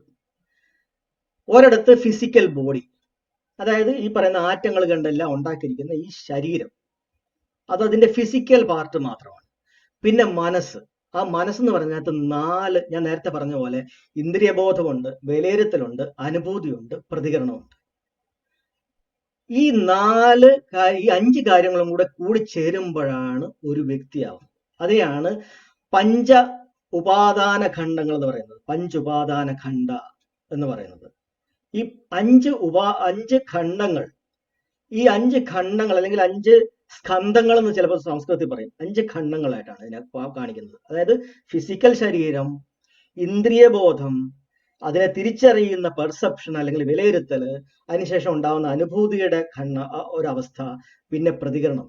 ഇങ്ങനെയാണ് ശരീരത്തിനെയും മനസ്സിനെയും നമ്മൾ മനസ്സിലാക്കേണ്ടത്. ഈ 5 കാര്യങ്ങൾക്കുള്ളിൽ ഒന്നുപോലും സ്ഥിരമായി നിൽക്കുന്നില്ല എന്നാണ് നമ്മളെ നിരീക്ഷിക്കുമ്പോൾ നമ്മൾ കാണുന്നത്. ഇതെല്ലാം ഓരോ നിമിഷവും മാറിക്കൊണ്ടിരിക്കുകയാണ്. ഇതിനകത്ത് ഫിസിക്കൽ ശരീരമാണോ നീ? അല്ല. അത് മാറിക്കൊണ്ടിരിക്കുകയാണ്. അത് സ്ഥിരമാണോ? അല്ല. ഇന്ദ്രിയ ബോധമാണോ നീ? അല്ല. അത് സ്ഥിരമായിട്ട് നിൽക്കുന്നുണ്ടോ? ഇല്ല. അതും മാറിക്കൊണ്ടിരിക്കുകയാണ്. ഈ പറയുന്ന പെർസെപ്ഷൻ അല്ലെങ്കിൽ നമ്മളെ വിലയിരുത്തുന്നത്, അതാണോ നീ? അല്ല. അതും മാറിക്കൊണ്ടിരിക്കുകയാണ്, എപ്പോഴും മാറിക്കൊണ്ടിരിക്കുകയാണ്. ശരീരത്തിലെ അനുഭൂതികൾ, അതാണോ നീ? അല്ല. അതിപ്പോഴും മാറിക്കൊണ്ടിരിക്കുന്നുണ്ടോ? ഉണ്ട്. അതും മാറിക്കൊണ്ടിരിക്കുകയാണ്. പ്രതികരണമോ, പ്രതികരണത്തിന്റെ ശീലമോ, അത് നീയാണോ? അല്ല. അതിനകത്ത് ഹാബിറ്റുകൾ, അതിന്റെ ശീലങ്ങൾ, പ്രതികരണങ്ങൾ എപ്പോഴും മാറിക്കൊണ്ടിരിക്കുകയാണ്. അപ്പോൾ ചുരുക്കം പറഞ്ഞാൽ നമ്മളെന്ന് പറയുന്ന വ്യക്തി ഈ 5 ഖണ്ഡങ്ങൾ എപ്പോഴും മാറിക്കൊണ്ടിരിക്കുന്ന, ഇംപെർമനന്റ് ആയിട്ടുള്ള, എപ്പോഴും ട്രാൻസിയന്റ് ആയിട്ടുള്ള, എപ്പോഴും മാറിക്കൊണ്ടിരിക്കുന്ന ഈ 5 ഖണ്ഡങ്ങളുടെ ആകെ തുകയാണ് ഒരു വ്യക്തി. ഇത് വളരെ പ്രധാനമായിട്ട് നമ്മൾ ധമ്മം പഠിക്കുമ്പോൾ, ബുദ്ധന്റെ ഇത് പഠിക്കുമ്പോൾ നമ്മൾ ഏറ്റവും കൃത്യമായിട്ട് നമ്മൾ പഠിക്കേണ്ട പോയിന്റാണിത്. ഇവിടെയാണ് നമുക്ക് കൃത്യമായ ഉൾക്കാഴ്ച നമുക്ക് കിട്ടുന്നത്. അപ്പൊ ഇത് നമ്മൾ നിരന്തരം നമ്മളെ ഒബ്സർവ് ചെയ്തുകൊണ്ടിരിക്കുമ്പോൾ നമ്മളിങ്ങനെ കാണും, നമുക്ക് തന്നെ അറിയാൻ പറ്റും. പക്ഷെ ഈ ഒബ്സർവേഷൻ കുറച്ചു നേരം കഴിഞ്ഞ് നിർത്തിയിട്ട് പോയാൽ പറ്റത്തില്ല. നമ്മൾ സ്ഥിരമായിട്ട് നമ്മളെ ഒബ്സർവ് ചെയ്യുമ്പോൾ ഞാൻ എന്ന് പറയുന്ന ഒരു സാധനം ഇതിനകത്ത് ഇങ്ങനെ ഫുൾ ടൈം മാറിക്കൊണ്ടിരിക്കുന്നത് നമുക്ക് തന്നെ താൻ ഫീൽ ചെയ്യും. ഇരിക്കുന്ന ഓരോരുത്തർക്കും ഫീൽ ചെയ്താൽ മതി. ഇത് ഒന്നാമത്തെ കാര്യം, ഇത് ആനക്കാര്യമൊന്നുമല്ല, എല്ലാവർക്കും ചെയ്ത് മനസ്സിലാക്കാൻ പറ്റുന്ന സിമ്പിൾ സാധനമാണ്. കാരണം ബുദ്ധൻ, ഞാൻ ആദ്യത്തെ ഒരു ക്ലാസ്സിൽ പറഞ്ഞു, ഏറ്റവും താഴേക്കിടയിലുള്ള ആൾക്കാരെയാണ് ബുദ്ധൻ ഇത് പഠിപ്പിച്ച് അവരെയൊക്കെ അർഹതന്മാരാക്കിയത്. അപ്പൊ എന്താണ് അർഹതൻ? അഹം എന്നുള്ള ചിന്ത ഇല്ലാത്ത ആൾ. കാര്യം ഞാൻ എന്ന് പറയുന്ന ഒരു ഫീലിംഗ് പോയി. കാര്യം പിന്നെ നോക്കുന്നത് എന്താ? പ്രകൃതിയുടെ കണ്ടിന്യൂസ് ആയിട്ടുള്ള വർക്കിംഗ് ആണ് ഈ നടന്നുകൊണ്ടിരിക്കുന്നത്. ഓരോ കോശങ്ങൾ പോലും നമ്മളാരും വിചാരിച്ചിട്ടൊന്നും അല്ല ശരീരത്തിൽ ഓരോ കോശങ്ങൾ മാറിക്കൊണ്ടിരിക്കുന്നതും ചേഞ്ച് ചെയ്തുകൊണ്ടിരിക്കുന്നതും സെല്ലുകളും എന്താ പറയുക വിഭജിക്കപ്പെട്ടുകൊണ്ടിരിക്കുന്നതും ശരീരത്തിന്റെ അകത്ത് ഓരോ രോമങ്ങൾ വളരുന്നതും നരയ്ക്കുന്നതും തുക്ക് ചൊളിയുന്നതൊന്നും നമ്മളാരും വേണമെന്ന് വേണ്ടെന്ന് വെച്ചിട്ടല്ല. പ്രകൃതി ഇങ്ങനെ നിരന്തരം വർക്ക് ചെയ്തുകൊണ്ടിരിക്കുകയാണ്. നമ്മുടെ ശരീരത്തിലുള്ള ഓരോ ഓർഗൻസും വർക്ക് ചെയ്യുന്നതും പ്രകൃതി വർക്ക് ചെയ്തുകൊണ്ടിരിക്കുന്നതുകൊണ്ടാണ്. ആഹാരങ്ങൾ ദഹിക്കുന്നത്, ശ്വാസം എടുക്കുന്നത് എല്ലാം. ഇത് മനസ്സിലാക്കുമ്പോഴാണ് എൻ്റെ ഉള്ളിൽ സ്ഥിരമായിട്ടുള്ള ഒരു ഞാൻ എന്ന് പറയുന്ന സംഗതി ഇല്ല എന്നുള്ള തിരിച്ചറിവ്, രണ്ടാമത്തെ പ്രധാനപ്പെട്ട തിരിച്ചറിവ് വരുന്നത്. അപ്പം അനിത്യം, എല്ലാം മാറിക്കൊണ്ടിരിക്കുന്നു മനസ്സിലായി. എൻ്റെ ഉള്ളൊരു ആത്മാവെന്നൊരു സാധനമില്ല, മറിച്ച് ഈ ശരീരവും ബാക്കിയുള്ള 4 ഖണ്ഡങ്ങൾ, മനസ്സിന്റെ 4 ഖണ്ഡങ്ങൾ കൂടി 5 ഖണ്ഡങ്ങളുടെ ഒരു കോമ്പിനേഷൻ മാത്രമാണ് ഞാൻ. ആത്മാവില്ല. അതെല്ലാം 5 ഖണ്ഡങ്ങൾ നിരന്തരം മാറിക്കൊണ്ടിരിക്കുകയാണ്. അപ്പൊ സ്ഥിരമായ ഒരു ഞാനില്ല, ഞാനും മാറിക്കൊണ്ടിരിക്കുകയാണ്. അനിത്യം. അതിന്റെ ഉള്ളിൽ ഒരു ആത്മാവ് എന്ന് പറയുന്ന ഒരു സെൽഫ്, ഞാൻ എന്ന് പറയുന്ന സാധനം ഇല്ല. എൻ്റെ ഒരു സങ്കല്പം മാത്രമാണ് ഞാൻ എന്ന് പറയുന്ന ഒരെണ്ണം ഉണ്ട് എന്നുള്ളത്. യഥാർത്ഥത്തിൽ അങ്ങനെയില്ല. അതിനാണ് അൾട്ടിമേറ്റ് റിയാലിറ്റീസ്, പരമമായ യാഥാർത്ഥ്യങ്ങൾ, പരമസത്യങ്ങൾ എന്ന് പറയുന്ന 3 കാര്യങ്ങളുള്ളത്. ഒന്ന് അനിത്യത, ഒന്ന് അനാത്മത അല്ലെങ്കിൽ ആത്മാവ് എന്ന് പറയുന്ന സംഗതി ഇല്ല, പിന്നെ ദുഃഖ, അസ്വസ്ഥത. എന്തുകൊണ്ടാണ് അസ്വസ്ഥത ഉണ്ടാവുന്നത്? നമുക്ക് സുഖകരമായ അനുഭൂതികളൊന്നും നിലനിൽക്കുന്നില്ല. മനസ്സും മാറിക്കൊണ്ടിരിക്കുന്നു, ശരീരവും മാറിക്കൊണ്ടിരിക്കുന്നു. ഒരു പേടി ഉണ്ടായാലും അത് സ്ഥിരമായിട്ട് നിൽക്കുന്നില്ല. ഒരു ഹാപ്പിനെസ്, എക്സൈറ്റ്മെന്റ് ഉണ്ടായാലും ബോഡിയിൽ അത് നിലനിൽക്കുന്നില്ല. ശരീരത്തിൽ നിന്ന് മാറിക്കൊണ്ടേയിരിക്കുന്നു. അപ്പൊ എന്താ, നമുക്ക് ദുഃഖകരമായ സംഗതികൾ വരുന്നു. നമ്മൾ ചിലതുമായിട്ട് നമ്മൾ മനസ്സുകൊണ്ട് അറ്റാച്ച്മെന്റ് ഉണ്ടാക്കി വെക്കുകയാണ്. ചില നല്ല സുഖകരമായ അനുഭൂതികൾ തരുന്ന കാര്യങ്ങളോടൊക്കെ നമുക്ക് വേണം ഇഷ്ടം. ആ ഇഷ്ടം നമ്മൾ സ്ഥിരമായിട്ട് അതുമായിട്ട് ഉണ്ടാക്കുന്ന ഒരു അറ്റാച്ച്മെന്റ്, ഞാൻ നേരത്തെ പറഞ്ഞ പോലെ ഒരു ശീലം, അതൊക്കെ എനിക്ക് സുഖം തരുന്ന കാര്യങ്ങളാണ്. പെട്ടെന്ന് പൊടുന്നനവേ അത് ഇല്ലാതായി പോയാൽ, ഒരു ജോലി ഉദാഹരണത്തിന്, ആ ജോലി എനിക്ക് നല്ല സുഖമായ ശമ്പളം തരുന്നുണ്ട്, എല്ലാ കാര്യങ്ങളും ഉണ്ട്. പെട്ടെന്ന് ഇല്ലാതാകുന്നു എന്ന് പറയുമ്പോൾ എനിക്ക് കിട്ടിക്കൊണ്ടിരിക്കുന്ന ഒരു സംഗതി ഇല്ല എന്ന് ഞാൻ തിരിച്ചറിയുന്നു. എനിക്ക് പെട്ടെന്ന് ആ അറ്റാച്ച്മെന്റ് മുറിയുന്നു. എൻ്റെ ആ കംഫർട്ടായിട്ടുള്ള അവസ്ഥ മാറുന്നു. എനിക്ക് വിഷമം വരുന്നു. പക്ഷേ സാഹചര്യങ്ങളും സിറ്റുവേഷൻസ് അനുസരിച്ച് എല്ലാം മാറിക്കൊണ്ടിരിക്കുന്നതായതുകൊണ്ട് സുഖകരമായ അനുഭൂതി തരുന്ന ഒന്നിനെയും നമുക്ക് ശാശ്വതമായി നിലനിർത്താനോ പിടിച്ചു നിർത്താനോ പറ്റില്ല. കാര്യം പ്രപഞ്ചത്തിലുള്ള ഓരോ കണികകളും, ഓരോ പുല്ലുകളും പുൽക്കൊടികളും, ഓരോ പാറകളും പാറക്കെട്ടുകളും ഓരോന്നും മാറിക്കൊണ്ടിരിക്കുകയാണ്. നമുക്ക് നോക്കുമ്പം സ്ഥിരമായിട്ട് നിൽക്കുന്നു എന്ന് തോന്നുന്നത് പോലും അതിൻ്റെ അകത്തും വൈബ്രേഷൻസ്, കമ്പനങ്ങൾ നടക്കുന്നുണ്ട്. ഒന്നിനെ നമുക്ക് സ്ഥിരമായിട്ട് നിർത്താൻ പറ്റത്തില്ല. സ്ഥിരമായിട്ടുള്ളത് മാറ്റം മാത്രമാണ്. അതാണ് നമ്മളിപ്പം പറയുന്നത്, മാറ്റമില്ലാത്തതായ ഒന്നേ ഉള്ളൂ മാറ്റം എന്ന് പറയുന്നത്. ഈ തിരിച്ചറിവ് നമുക്ക് കിട്ടുമ്പോഴാണ് ഇങ്ങനെയാണ് ദുഃഖകരമായ അവസ്ഥ ഉണ്ടാകുന്നത്. കാര്യം നമ്മൾ ഇതുമായിട്ട്, ഈ സുഖം തരുന്ന കാര്യങ്ങളുമായിട്ട് നമ്മൾ അങ്ങ് അറ്റാച്ച് ചെയ്യും. മനസ്സ് സ്ഥിരമായിട്ടുള്ള ഒരു ലിങ്ക്, ഒരു ബന്ധം അതുമായിട്ട് ഉണ്ടാക്കി വെക്കും. അത് മുറിയുമ്പം നമുക്ക് വിഷമം വരും. അല്ലെങ്കിൽ ആ സുഖകരമായ സാധനങ്ങൾ നമുക്ക് തരുന്ന അനുഭൂതികൾ കുറഞ്ഞു കുറഞ്ഞു വരുമ്പോൾ നമുക്ക് അതിനകത്ത് അതൃപ്തി ഉണ്ടാവും. അതൃപ്തി അസ്വസ്ഥതയാണ്. സന്തോഷം തരുന്ന എന്തിനും ഒരു അവസാനമുണ്ട്, എന്തിനും. അങ്ങനെ വരുമ്പോ ആ സന്തോഷത്തിന്റെ, ഇപ്പൊ നമ്മൾ ഉദാഹരണം പറഞ്ഞു കഴിഞ്ഞാൽ എപ്പോഴും പറയുന്ന ഒരു ഉദാഹരണമാണ്, നമ്മൾ ദൂരെ ഒരാൾ താമസിക്കുകയാണ്, അല്ലെങ്കിൽ നാട്ടിലേക്ക് വരണമെന്ന് ആഗ്രഹിക്കുമ്പോൾ അയാൾക്ക് ഭയങ്കരമായ സന്തോഷമാണ്. നാട്ടിലെത്തി കുറച്ച് ദിവസം കഴിഞ്ഞ്, ഒരു 10-20 ദിവസം കഴിഞ്ഞ്, ഒരു മാസം കഴിഞ്ഞ് കഴിയുമ്പോൾ പതുക്കെ ആ സന്തോഷം പതുക്കെ ചോർന്നു തുടങ്ങും. വീട്ടിലുള്ളവരുടെ, നാട്ടുകാരുടെ ഒക്കെ ആ പറയുന്ന എക്സൈറ്റ്മെന്റ് എല്ലാം തീരും, നമ്മുടെ എക്സൈറ്റ്മെന്റും തീരും. അപ്പൊ നമുക്ക് എങ്ങനെയും തിരിച്ചു പോയാൽ മതി എന്നാവും. ഇങ്ങനെ സംഭവിക്കാറുണ്ട്. അല്ലെങ്കിൽ നല്ല സന്തോഷത്തോട് നിൽക്കുന്ന സമയമാണെങ്കിൽ നമുക്ക് തിരിച്ചു പോകേണ്ട സമയമാകുമ്പോൾ നമുക്ക് വേർപാട്, നമുക്ക് ബുദ്ധിമുട്ടാണ്. അന്നേരം വേർപിരിയുമ്പോൾ നമുക്ക് വിഷമം വരും. അപ്പൊ തോന്നും അയ്യോ വരണ്ടായിരുന്നു എന്ന് നമുക്ക് തോന്നും. കാര്യം പിന്നെ ദുഃഖിച്ചിട്ടാണല്ലോ തിരിച്ചു പോകുന്നത്. രണ്ടാമത് നമ്മൾ ഫ്ലൈറ്റ് കയറുമ്പോഴത്തേക്ക്, അല്ലെ എയർപോർട്ടിലേക്ക് നമ്മൾ എത്തുമ്പോഴത്തേക്ക് നമുക്ക് മനസ്സ് ചങ്ക് പൊട്ടുന്ന പോലത്തെ വിഷമം ഉണ്ടാവും. ഇഷ്ടമുള്ള ആൾക്കാർ പിരിഞ്ഞു പോകുമ്പോൾ നമുക്ക് ഉണ്ടാകും വിഷമം. നമ്മുടെ കൂടെ ഉണ്ടായിരുന്നവർ, നമ്മുടെ കൂടെ ഒരുമിച്ച് സഹകരിച്ചവർ, നമ്മുടെ ഏറ്റവും വലിയ അടുത്ത സുഹൃത്തുക്കൾ, നമ്മൾ ഏറ്റവും അടുപ്പത്തോടു കൂടി നമ്മുടെ മനസ്സിന്റെ ആയിട്ട് നമ്മൾ ഉണ്ടാക്കി വെച്ചിരുന്ന അറ്റാച്ച്മെന്റ് എന്ന് പറഞ്ഞാൽ എന്താ, സുഖകരമായ അനുഭൂതി തരുന്ന ഓരോരോ വ്യക്തികൾ, അല്ലെങ്കിൽ സ്ഥലങ്ങൾ, സാഹചര്യങ്ങൾ, വസ്തുക്കൾ ഉടഞ്ഞു പോകുമ്പോൾ, നല്ല സാധനം നമുക്ക് നഷ്ടപ്പെട്ടു പോകുമ്പോൾ, നമ്മൾ ആറ്റുനോട്ട് വാങ്ങിച്ച ഒരു സാധനം നമ്മുടെ കയ്യിൽ നിന്ന് വീണു പോകുമ്പോൾ, നഷ്ടപ്പെട്ടു പോകുമ്പോൾ, മോഷണം പോകുമ്പോൾ, ഒരു കാറാണെങ്കിൽ ചിലപ്പോൾ കൊണ്ട് ഇടിച്ചു കളയുമ്പോൾ, നമ്മുടെ വീട് ഇടിഞ്ഞു പോകുമ്പോഴോ, അല്ലെങ്കിൽ ഇങ്ങനെ ഓരോന്നും നമുക്ക് സുഖകരമായ അനുഭൂതികൾ തന്നുകൊണ്ടിരുന്ന കാര്യങ്ങൾ ഇല്ലാതായി പോകുമ്പോൾ നമുക്ക് ദുഃഖം ഉണ്ടാകും. അങ്ങനെയാണ് ഈ പറയുന്ന മനസ്സിന്റെ അകത്ത് ഈ ദുഃഖം എന്ന് പറയുന്ന സംഗതി ഉണ്ടാകുന്നത്. അല്ലെങ്കിൽ ദുഃഖം എന്ന് പറയുന്ന വാക്കിനർത്ഥം സങ്കടമെന്ന് മാത്രമല്ല, മനസ്സിന്റെ സുഖകരമല്ലാത്തത് എന്തായും അതിനെ എല്ലാത്തിനും ദുഃഖ എന്നുള്ള വാക്കുകൊണ്ടാണ് ഉദ്ദേശിക്കുന്നത്. അസ്വസ്ഥതയാവാം, അതൃപ്തിയാവാം, വിരസതയാവാം, ബോറിംഗ് ആവാം, ഇതെല്ലാം ദുഃഖ എന്ന് പറയുന്ന കാര്യത്തിന്റെ ഇതാണ്.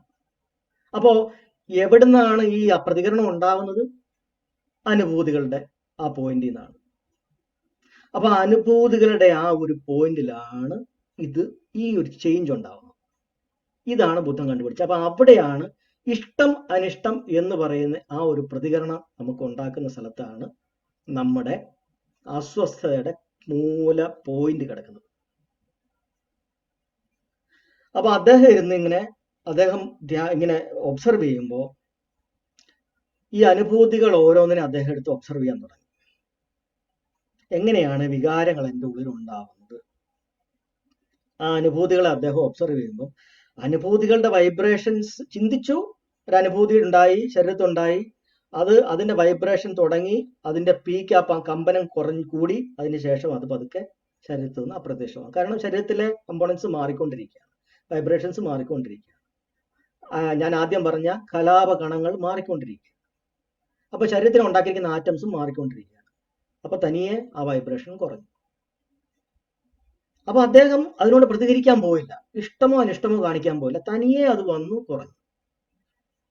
അപ്പൊ അദ്ദേഹത്തിന്റെ മനസ്സ് ആ ഇഷ്ടവും അനിഷ്ടവും ഉണ്ടാക്കി പ്രതികരിച്ചുകൊണ്ടിരുന്ന ആ ശീലം, ആ ഹാബിറ്റ്, അതിൽ നിന്ന് പതുക്കെ മാറുകയാണ്.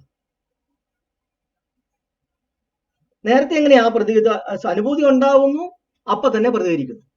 ഇത് അതിന് പകരം അതിനെ ഒബ്സർവ് ചെയ്യുമ്പോൾ അതുണ്ടാവുന്നു, അതിന്റെ മൂർധന്യാവസ്ഥയിലെത്തുന്നു, പതുക്കെ അത് പോകുന്നു. അപ്പൊ അദ്ദേഹം മനസ്സിലാക്കി ഇതിനോട് പ്രതികരിക്കേണ്ട കാര്യമൊന്നുമില്ല. നമ്മൾ ചെയ്താലും ചെയ്തില്ലെങ്കിൽ ഈ അനുഭൂതി അതിനകത്ത് നിന്ന് പോകും. നമ്മൾ അങ്ങനെ നോക്കുന്നു. അപ്പോ അതിനോട് പ്രത്യേകിച്ച് ഇഷ്ടമോ അനിഷ്ടമോ കാണിക്കേണ്ടതില്ല എന്ന് മനസ്സും പഠിക്കുകയാണ്. അപ്പൊ അതുമായിട്ട് താരതമ്യേന അറ്റാച്ച്മെന്റ് മാറിയിട്ട് പതുക്കെ ഡിറ്റാച്ച്മെന്റ് ആവുകയാണ്. അതായത് അതുമായിട്ട് അതിനോട് പ്രതികരിക്കാത്ത രീതി മനസ്സ് സ്വയം പാകപ്പെടുകയാണ്. അവിടെ നമ്മൾ ബലം പിടിക്കുന്നൊന്നുമില്ല, ഇഷ്ടമില്ലാതെ നമ്മൾ വേണ്ടാന്ന് വെക്കുകയല്ല, തനിയെ അതിനകത്ത് അത്രയ്ക്കുള്ള അർത്ഥമേ ഉള്ളൂ. എന്ത് സുഖം തരുന്ന സാധനവും തനിയെ ഇതുപോലെ തന്നെ കുറച്ചു നേരത്തേക്കുള്ള ശരീരത്തിൽ തരുന്ന അനുഭൂതി തരുന്നു മാത്രമേ ഉള്ളൂ. നമ്മളൊരു പാട്ട് കേട്ടാലും, നമ്മൾ ഇഷ്ടപ്പെട്ട ആഹാരം കഴിച്ചാലും, ഇഷ്ടപ്പെട്ട സ്ഥലത്ത് പോയാലും എല്ലാം ഈ സുഖങ്ങൾക്ക് വേണ്ടിയിട്ട്, അല്ലെങ്കിൽ ആ ശരീരത്തിലുള്ള അനുഭൂതികൾക്ക് വേണ്ടിയുള്ള പരക്കം പാച്ചിലാണ് മനുഷ്യനെ നടത്തിക്കൊണ്ടിരിക്കുന്നത്. അപ്പോൾ ശരിക്കും നോക്കിക്കഴിഞ്ഞാൽ ഈ ലോകത്ത് പ്രത്യേകിച്ച് അങ്ങനെ ഇഷ്ടം തോന്നേണ്ടതോ അനിഷ്ടം തോന്നേണ്ടതായ ഒരു കാര്യങ്ങളും ഇല്ല എന്നുള്ളതാണ് നമ്മുടെ തിരിച്ചറിവ്. അങ്ങനെയാണ് ബുദ്ധന്മാർ ഒരു സമഭാവനയോട്, സമചിത്തതയോടുകൂടി ജീവിക്കാൻ തുടങ്ങുന്നത്. എന്താണ് സമചിത്തത? ചിത്തം ഇഷ്ടമോ അനിഷ്ടമോ കാണിക്കാതെ എല്ലാത്തിനെയും സമഭാവനയോടുകൂടി വീക്ഷിക്കുക. സമഭാവന, ഭവിച്ചുകൊണ്ടിരിക്കുകയാണ്, കാര്യങ്ങൾ ഉണ്ടായിക്കൊണ്ടിരിക്കുകയാണ്, അതിനെ സമമായിട്ട് നോക്കുക. അത് വരുന്നത് പോകുന്നു, ഇങ്ങനെ പോയിക്കൊണ്ടേയിരിക്കുന്നു. അപ്പം എപ്പോഴും മാറിക്കൊണ്ടിരിക്കുന്ന ഈ കാര്യങ്ങളെ അവര് നിർനിമേഷരായിട്ട് അവർ വിറ്റ്നസ് ചെയ്യുന്നേ ഉള്ളൂ. ഒരു പുഴയെ നമ്മൾ നോക്കുന്നത് പോലെ, പുഴയുടെ തീരത്ത് നിന്ന് നിൽക്കുന്നത് പോലെ, പുഴ ഇങ്ങനെ മാറിക്കൊണ്ടിരിക്കുന്നു, നമ്മൾ നോക്കുന്നു, അതങ്ങനെ പോകും. ഇങ്ങനെ നിരന്തരമായി ചെയ്തു കഴിയുമ്പോൾ ഈ പറയുന്ന നേരത്തെ ഉണ്ടാക്കി വെച്ച പ്രതികരണങ്ങളുടെ ശീലങ്ങൾ ഒന്നൊന്നായി നമ്മൾ അഴിച്ചഴിച്ച് കളയുന്നു. നമ്മൾ അറിയാതെ കുരുക്കൾ ഉണ്ടാക്കി വെച്ചിരിക്കുകയായിരുന്നു ഇക്കാലം അത്രയും. നമ്മൾ ഇതിനെ ഒബ്സർവ് ചെയ്യുന്ന ആ ഒരു പ്രോസസ്സിലേക്ക് നമ്മൾ പോകുമ്പോൾ നമ്മൾ ഉണ്ടാക്കി വെച്ചിരിക്കുന്ന ഓരോരോ കുരുക്കുകൾ, ഓരോരോ ശീലങ്ങളെ നമ്മൾ അഴിച്ചഴിച്ച് മനസ്സ് ചാഞ്ചാടുന്ന ഇഷ്ടത്തോടെ അനിഷ്ടത്തോടുകൂടിയും പരക്കം പായുന്ന മനസ്സ് പതുക്കെ ആ ബന്ധനങ്ങളിൽ നിന്ന് മോചിതമായി മനസ്സ് പതുക്കെ ശാന്തമായി സ്റ്റഡിയായി തുടങ്ങും. ആരോഗ്യം വീണ്ടെടുത്ത് തുടങ്ങുന്നു മനസ്സിന്റെ. അല്ലെങ്കിൽ എങ്ങനെയാണ്? ഫുൾ ടൈം പരക്കം പാച്ചിലാണ്. അതിനോട് ഇഷ്ടം, ഇതിനോട് അനിഷ്ടം, അതിനോട് ഇഷ്ടം, ഇതിനോട് അനിഷ്ടം, ഇതിനോട് ദേഷ്യം, ഇതിനോട് താല്പര്യം, ആഗ്രഹം, ഇങ്ങനെ കിടന്ന് ഓടിക്കൊണ്ടിരിക്കുകയാണ്. അതെല്ലാം ഈ പറയുന്ന അനുഭൂതികളെ അടിസ്ഥാനപ്പെടുത്തിയാണ് ഉണ്ടാക്കിയിരിക്കുന്നത്. അനുഭൂതികൾക്ക് വേണ്ടിയിട്ടാണ് ഈ പരക്കം പാച്ചിലുകൾ മുഴുവൻ. അതിനെ നിന്ന് മാറി ഇതിന് ഇത്രയ്ക്കുള്ള ആയുസേ ഉള്ളൂ, ശരീരത്തുണ്ടാവുന്ന എല്ലാം ആ സെൻസേഷൻസിന് ഇത്രയ്ക്കുള്ള ആയുസേ ഉള്ളൂ. അപ്പൊ നമ്മൾ നല്ലതെന്ന് കരുതുന്നതും ചീത്ത എന്ന് കരുതുന്നതും ഒക്കെ ഇതുപോലെ തന്നെ കുറച്ച് നേരത്തേക്കുള്ള ശരീരത്തിൽ തരുന്ന അനുഭൂതികൾക്ക് വേണ്ടിയുള്ള കാരണങ്ങൾ മാത്രമാണ്. അനുഭൂതികളോ ഒന്നും സ്ഥിരമായിട്ട് നിൽക്കുന്നുമില്ല. ഇത് തിരിച്ചറിയുമ്പോഴാണ് മനസ്സിനെ ശുദ്ധീകരിക്കുന്ന പ്രവർത്തനത്തിലേക്ക് നമ്മൾ പോകുന്നത്. മനസ്സിനെ അങ്ങനെ ശുദ്ധീകരിക്കുക എന്ന് പറയുമ്പോൾ നമ്മൾ ഇതിനെ ഒബ്സർവ് ചെയ്ത് നിൽക്കുന്നു. നമ്മളായിട്ട് ഉണ്ടാക്കി വെച്ച ഓരോ അനുഭൂതികളോടും നമ്മൾ ഇനിമേൽ ഇഷ്ടത്തോടുകൂടി അനിഷ്ടത്തോടു കൂടി അല്ല നോക്കുന്നത്, മറിച്ച് നമ്മൾ അതിനെ സമഭാവനയോടുകൂടി നോക്കുന്നു. അപ്പോ നമ്മൾ ഇതിനകത്ത് പഠിക്കുമ്പോൾ, നമ്മൾ ഈ ധ്യാനത്തിന്റെ ഞാൻ ഇതിനി പ്രാക്ടീസ് തുടങ്ങുമ്പോൾ ഞാൻ പഠിപ്പിച്ചു തരും. ആ സമയത്ത് നമ്മൾ ഇതിനെ നോക്കുമ്പോൾ നമ്മൾ ശരീരത്തിൽ ഒരു സെൻസേഷൻ വരുന്നു. ആ സെൻസേഷനോട് നമ്മൾ ഇഷ്ടമോ അനിഷ്ടമോ കാണിക്കുന്നതിന് ജസ്റ്റ് അതിനെ വാച്ച് ചെയ്യുന്നു. നമ്മൾ അടുത്തതിലേക്ക് പോകുന്നു. ശരീരത്തിന്റെ പല ഭാഗത്തും പല സെൻസേഷൻസ് ആണ്. അടുത്തതിലേക്ക് പോകുന്നു. അവിടെ രണ്ട് കാര്യങ്ങളാണ്. ശ്രദ്ധ വേണം, അതോടൊപ്പം തന്നെ സമഭാവന വേണം. അല്ലെങ്കിൽ ഇഷ്ടമോ അനിഷ്ടമോ കാണിക്കാൻ പാടില്ല. അതിന് മറ്റൊരു പാലി ഭാഷ പറയുന്നത് ഉപേക്ഷ എന്നാണ്, അല്ലെങ്കിൽ ഉപേക്ഷ, ലെറ്റ് ഗോ നമ്മൾ ഇംഗ്ലീഷിൽ പറയും. ഉപേക്ഷ എന്ന് പറഞ്ഞു കഴിഞ്ഞാൽ സതി ആൻഡ് ഉപേക്ഷ. സതി എന്ന് പറഞ്ഞു കഴിഞ്ഞാൽ ശ്രദ്ധ, ഉപേക്ഷ എന്ന് പറഞ്ഞു കഴിഞ്ഞാൽ സമദൃഷ്ടിയോടുകൂടി, ഈക്വാനിമിറ്റി എന്ന് ഇംഗ്ലീഷിൽ പറയും, ഈക്വാനിമിറ്റി. അപ്പോ അവയർനെസ് വേണം. ശരീരത്തുണ്ടാവുന്ന എല്ലാ സെൻസേഷനോടും നമുക്ക് അവയർനെസ് വേണം. പക്ഷെ അതിനോട് ഇഷ്ടമോ ഇഷ്ടമോ കാണിക്കേണ്ട. അത് എപ്പോ ട്രാൻസിയന്റ് ആണ്, മാറിക്കൊണ്ടിരിക്കുന്നതാണെന്നുള്ള തിരിച്ചറിവോടുകൂടി നമ്മൾ വീക്ഷിക്കുമ്പോൾ നമ്മുടെ മനസ്സിൻ്റെ അകത്ത് ഉണ്ടാക്കിയിരിക്കുന്ന നമ്മുടെ ഈ പ്രതികരണങ്ങളുടെ ഹാബിറ്റുകളുടെ ആ ശക്തി കുറഞ്ഞ് പല ഹാബിറ്റുകളിൽ നിന്നും നമ്മുടെ മനസ്സ് മുക്തമായി നമ്മുടെ മനസ്സ് സ്റ്റഡി ആവും. ഇങ്ങനെയാണ് മനുഷ്യന്റെ മനസ്സിനെ പ്യൂരിഫൈ ചെയ്യുക, അല്ലെങ്കിൽ അതിനെ ശുദ്ധീകരിക്കുക എന്ന പ്രവൃത്തിയിലേക്ക് ബൗദ്ധര് പോകുന്നത്. അതാണ് ബുദ്ധൻ പറഞ്ഞിരിക്കുന്ന വാചകം. ഞാൻ ആദ്യമായ ക്ലാസ്സിലും പറഞ്ഞതാണ്. സചിത്ത പരിയോദപനം എന്ന് പറഞ്ഞു കഴിഞ്ഞാൽ ചിത്തത്തെ പ്യൂരിഫൈ ചെയ്യുന്ന മാർഗത്തിൽ ഏർപ്പെടുക, തെറ്റായ ശീലങ്ങൾ ഉണ്ടാക്കാതിരിക്കുക, നല്ല ശീലങ്ങൾ ഉണ്ടാക്കുക, മനസ്സിനെ ശുദ്ധീകരിക്കുക. ഇതാണ് എല്ലാ ബൗദ്ധന്മാരുടെയും ബൗദ്ധാചാര്യന്മാരുടെയും ശാസനം എന്ന് അദ്ദേഹം പറയുന്നു. എന്താണ് അദ്ദേഹത്തിന്റെ ധമ്മ എന്താണെന്ന് 4 വരികളിൽ അദ്ദേഹം ഒതുക്കുകയാണ്, അല്ലെ 3 വരികൾ ഒതുക്കുകയാണ്. അപ്പൊ ഇതാണ് നമ്മൾ മനസ്സിലാക്കുന്ന പരമമായ 3 സത്യങ്ങൾ: അനിത്യത, അനാത്മത, ദുഃഖം അല്ലെങ്കിൽ അസ്വസ്ഥത. ഇനി ഈ പറയുന്ന ഈ നമ്മുടെ സെൻസേഷനെ നമ്മൾ ഒബ്സർവ് ചെയ്യുമ്പോൾ, ഞാൻ നേരത്തെ പറഞ്ഞു, സെൻസേഷനോട് നമുക്ക് വേണമെങ്കിൽ ഉപേക്ഷയില്ലാതെ അല്ലെങ്കിൽ ഇക്വാനിമിറ്റി ഇല്ലാതെ നമ്മൾ അതിനോട് പിന്നെ ഇഷ്ടം അനിഷ്ടം വേണമെങ്കിൽ കാണിക്കാം. അതായത് നമ്മുടെ മനസ്സിനകത്തൊരു നമ്മൾ ധ്യാനിക്കുമ്പം നല്ല ഒരു ചിന്ത വരുന്നു. ഇപ്പം ഓപ്പോസിറ്റ് സെക്സിലുള്ള ഒരാളെ പറ്റി നമ്മുടെ മനസ്സിനകത്തൊരു ചിന്ത വരുന്നു. ഉടനെ അതിനോട് നമുക്ക് ശരീരത്തൊരു പെട്ടെന്ന് വേറൊരു വൈബ്രേഷൻ വരുന്നു. ഉടനെ അതിനോട് ഇഷ്ടം കാണിക്കുക, അതിനോട് അനിഷ്ടം കാണിച്ചിട്ടുള്ള പ്രതികരണത്തിലേക്ക് വേണമെങ്കിൽ നമുക്ക് പോവാം. അതല്ല, നമ്മുടെ ഈ പ്രതികരണത്തിനകത്തോട്ട് പോകാതെ ആ വരുന്ന സെൻസേഷൻ ഇത്രയേ ഉള്ളൂ, അത് വന്നു, അത് തനിയെ പോകുന്നു എന്ന് മനസ്സിലാക്കുമ്പോൾ നമ്മൾ ആ അഡിക്ഷനോട് അല്ലെങ്കിൽ അത്തരം എന്താ പറയുക അറ്റാച്ച്മെന്റുകളിൽ നമ്മൾ മോചിതനാവും. ഇവിടെയാണ് ബുദ്ധൻ പറയുന്ന 2 വാചകങ്ങളുണ്ട്. ഒന്ന്, ഇഷ്ടവും അനിഷ്ടവും നമ്മൾ സെൻസേഷനോട് നമ്മൾ കാണിക്കുകയാണെങ്കിൽ ദുഃഖ സമുദയഗാമിനി പടിപദ എന്നാണ് പറയുന്നത്. ദുഃഖങ്ങളെ പിന്നെയും ഉണ്ടാക്കുന്ന, അതായത് അസ്വസ്ഥതകളെ പിന്നെയും ഉണ്ടാക്കുന്ന പ്രവർത്തനത്തിലേക്കാണ് നമ്മൾ പോകുന്നത്. കാര്യം, അസ്വസ്ഥതയിൽ നമ്മൾ ഒരിക്കലും നമ്മുടെ ശീലങ്ങളിൽ നമ്മൾ മുക്തനാകുന്നില്ല. പിന്നെയും അതേപോലത്തെ ഒരു കാര്യം വരുന്നു, നമ്മൾ ആ ഇഷ്ടം പിന്നെ നമ്മൾ കാണിക്കുന്നു. അപ്പൊ അടുത്ത് വേറൊരാൾ വേണമെന്ന് തോന്നുന്നു, അല്ലെങ്കിൽ വേറെ വെറൈറ്റി വേണമെന്ന് തോന്നുന്നു. അപ്പോൾ നമ്മൾ പിന്നെയും വേറൊരാളെ തപ്പി പോകുന്നു. ഇങ്ങനെ നമ്മൾ അഡിക്ഷൻ ആവുന്നു, അല്ലെങ്കിൽ മറ്റൊരു വസ്തു വേണമെന്ന് ആഗ്രഹിക്കുന്നു. ഇതുകൊണ്ടാണ് ഒരിക്കൽ ഈ വിപാസന പഠിപ്പിക്കുന്ന ആചാര്യനായിരുന്ന SN ഗോയങ്കയോട് ഒരാള് അഭിമുഖത്തിൽ ചോദിക്കുന്നുണ്ട്. ഗോയങ്കയ്ക്ക് പരിചയമുള്ള ഒരാളായിരുന്നു നമ്മുടെ രജനീഷ്. അപ്പൊ രജനീഷിനോട് അദ്ദേഹം രജനീഷിനെ പറ്റിയുള്ള അഭിപ്രായം ചോദിക്കുമ്പോൾ, രജനീഷിന്റെ ആശ്രമത്തില് ഇതുപോലെ ഫ്രീ ആയിട്ടുള്ള സെക്സ് അവിടെ അനുവദിക്കുന്നുല്ലോ, എന്താണ് അതുകൊണ്ട് മനുഷ്യന് തന്നെത്താൻ മടുപ്പുണ്ടായിട്ട് മനുഷ്യൻ നന്നാവൂല്ലേ, അങ്ങനെയല്ലേ അത് രജനീഷ് ഉദ്ദേശിച്ചത് എന്ന് ചോദിക്കുമ്പോൾ ഗോയങ്ക പറയുന്നുണ്ട്, നമ്മുടെ മനസ്സ് അങ്ങനല്ലേ വർക്ക് ചെയ്യണം. മനസ്സിന് വീണ്ടും അതേ അനുഭൂതികൾ കൊടുത്തുകൊണ്ടിരുന്നാൽ ആ അനുഭൂതികളിൽ നിന്ന് ഒരിക്കലും മനസ്സ് മുക്തമാകത്തില്ല. കുറച്ചു നേരത്തേക്കും ആ ഡോപ്പമിൻ വന്നു, നമുക്കത് തൃപ്തിയായി കഴിഞ്ഞാലും പിന്നീട് അതിനുശേഷം ആ ക്രേവിങ് പിന്നെ തിരിച്ചു വരും.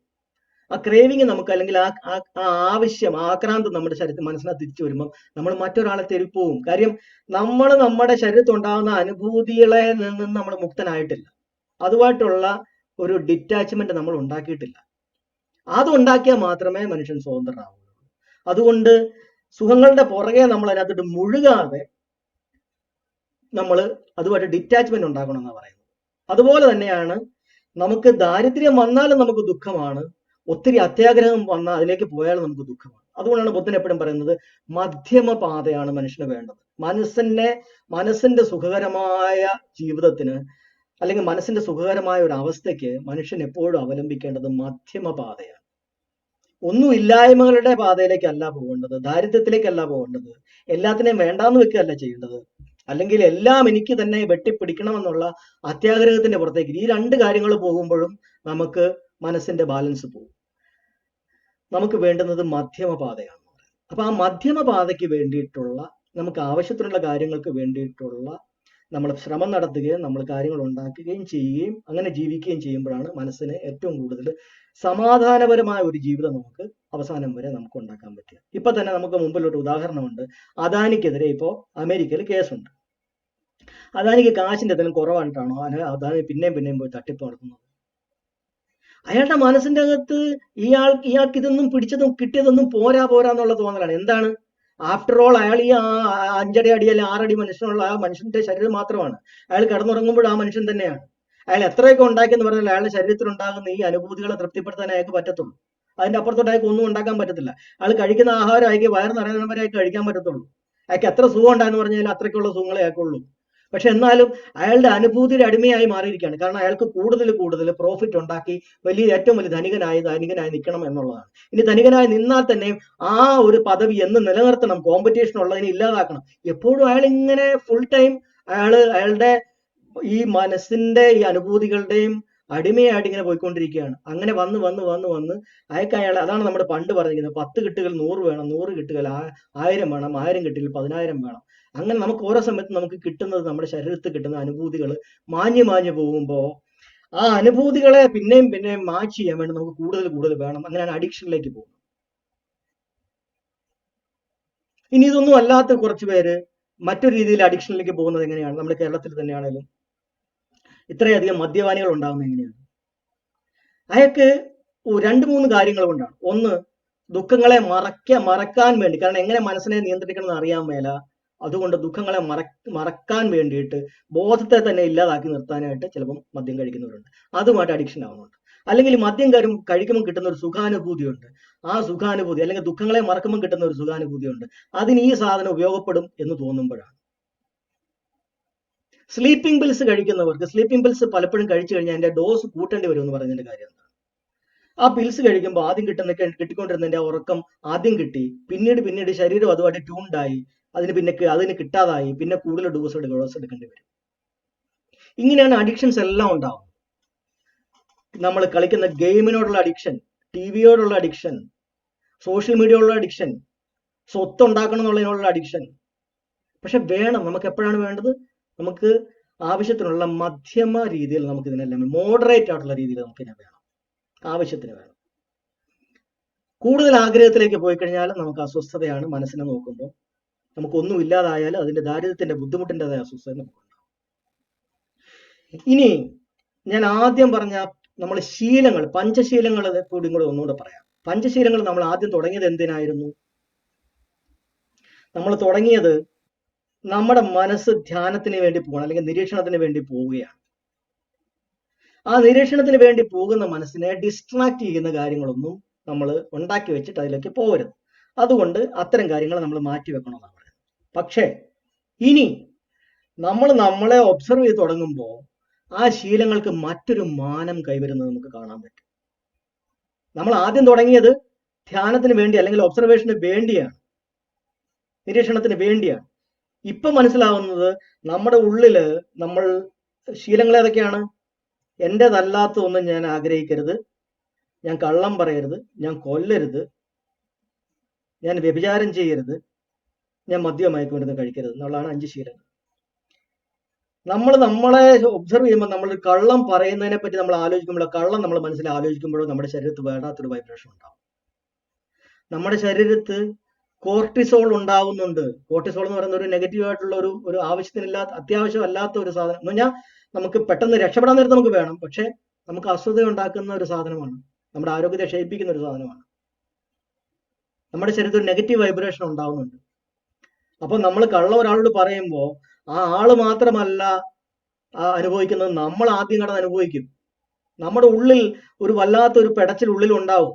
അത് നമ്മൾ കാണാൻ പറ്റും. നമ്മൾ ആ സെൻസേഷനെ കൂടുതലായിട്ട് ക്ലിയർ ആയിട്ട് ഒബ്സർവ് ചെയ്യുമ്പോഴാണ് മനസ്സിലാവുന്നത് നമ്മുടെ ഉള്ളിൽ അതിൻ്റെതായ പെടച്ചിൽ ഉണ്ടായതിനു ശേഷമാണ് നമ്മൾ മറ്റൊരാളോട് പറയുന്നത്.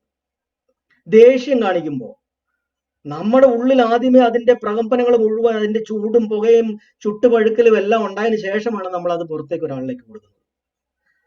അതുപോലെ തന്നെ നമ്മുടേതല്ലാത്തൊരു സംഗതി നമ്മളതാക്കാൻ നമ്മൾ ശ്രമിക്കും. കള്ളത്തരത്തിൽ നമ്മൾ ഒരു കാര്യം ചെയ്യുമ്പോൾ, അല്ലെങ്കിൽ ചെയ്തതിനെ പറ്റി നമ്മൾ ആലോചിക്കുമ്പോൾ നമ്മുടെ ഉള്ളില് അതിൻ്റെതായ വൈബ്രേഷൻ ഉണ്ടാവുന്നുണ്ട്.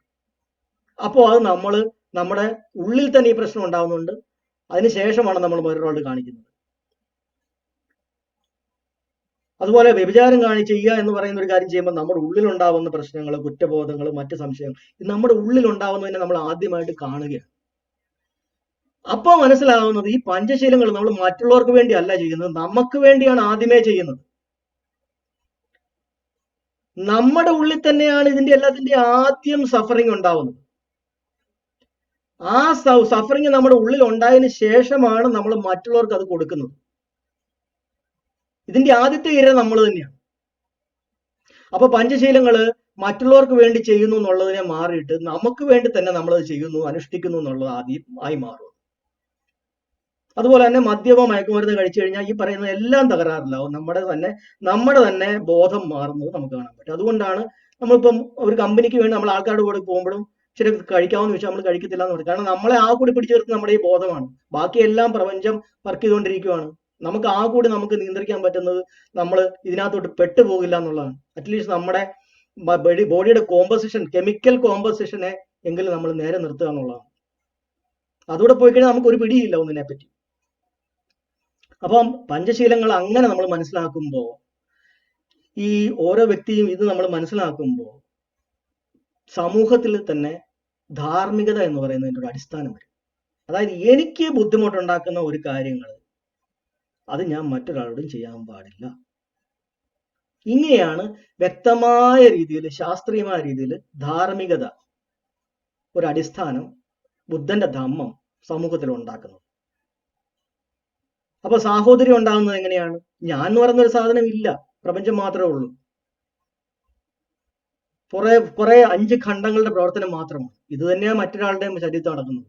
അയാൾ എന്ന് പറയുന്നൊരു വ്യക്തിയൊന്നുമില്ല, 5 ഖണ്ഡങ്ങളുടെ പ്രവർത്തനം മാത്രമാണ്. അപ്പൊ ഞാനും അവനും തമ്മിൽ വ്യത്യാസമൊന്നുമില്ല, സ്ഥിരമായ ഒരു ഞാനില്ല. അതേസമയം ആത്മാവ് ഉണ്ടെന്ന് നമ്മൾ ചിന്തിച്ച് തുടങ്ങിക്കഴിഞ്ഞാൽ യെസ്, ഞാനും എൻ്റെ ആത്മാവും എൻ്റെ ആൾക്കാരും എൻ്റേത് മാത്രം എന്നുള്ള തോന്നൽ വരും. അപ്പൊ അവൻ വേറെ, ഞാൻ വേറെ. അങ്ങനെയാണ് ആത്മാവുകളെ കൊണ്ടുള്ള സിദ്ധാന്തങ്ങളെല്ലാം ലോകത്ത് ഈ ആൾക്കാർ തമ്മിലുള്ള സാഹോദര്യം ഇല്ലാതാക്കി കളയുന്നത്.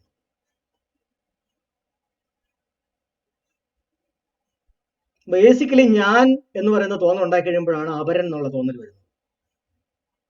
അങ്ങനെയാണ് ആത്മാവ് എന്ന് പറയുന്ന കൺസെപ്റ്റ് മനുഷ്യന്റെ സാഹോദര്യത്തിന് ഒരു വിലങ്ങുതടിയായിട്ട് നിലകൊള്ളുന്നു. അത് മനുഷ്യന്റെ അതുകൊണ്ട് എത്ര യുദ്ധങ്ങൾ വരെ ഉണ്ടാവുന്നു, വർഗീയത ഉണ്ടാകുന്നു.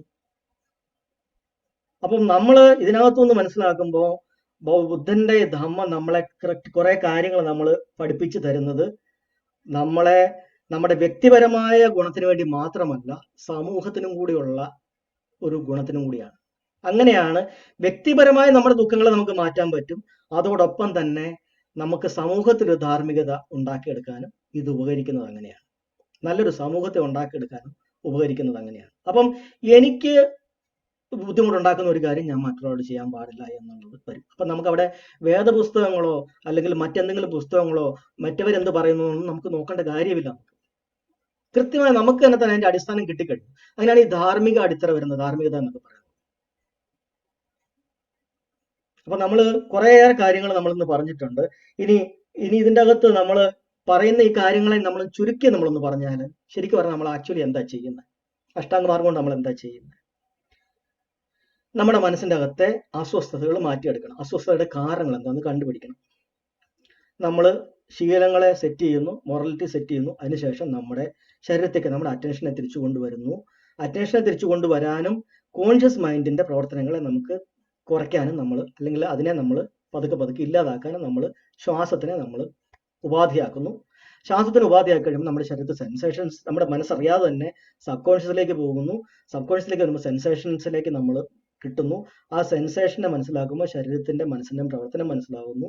സെൻസേഷനോട് ഓരോന്നിനോടും നമ്മൾ പ്രതികരിക്കാത്ത രീതിയിൽ അതിനെ ഒബ്സർവ് ചെയ്യുന്ന രീതിയിലേക്ക് പോകുമ്പോൾ മനസ്സ് തന്നെ ശുദ്ധീകരിക്കുന്നു. ഇതാണ് അതിന്റെ ചുരുക്കം.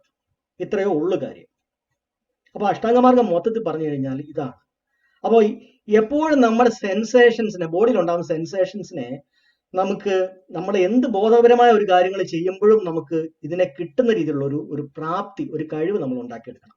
അല്ലെങ്കിൽ സംഭവിക്കുന്നത് എന്താന്ന് പറഞ്ഞാൽ നമ്മൾ ബോധപരമായ ഒരു കാര്യത്തിലേക്ക് നമ്മൾ ഏർപ്പെടുമ്പോൾ നമ്മുടെ ഉള്ളിൽ പ്രതികരണം പിന്നെയും വർക്ക് ചെയ്തുകൊണ്ടിരിക്കും. അപ്പോൾ ബോധപരമായ മനസ്സ് വർക്ക് ചെയ്തുകൊണ്ടിരിക്കുമ്പോൾ തന്നെ സബ് കോൺഷ്യസ് നമ്മുടെ ശരീരത്തിലുള്ള സെൻസേഷൻസിനെയും കൂടെ നമുക്ക് ഒരേ സമയം രണ്ടും നമുക്ക് കിട്ടുന്ന രീതിയിലേക്ക് നമ്മൾ നമ്മളെ മാറ്റിയെടുക്കണം.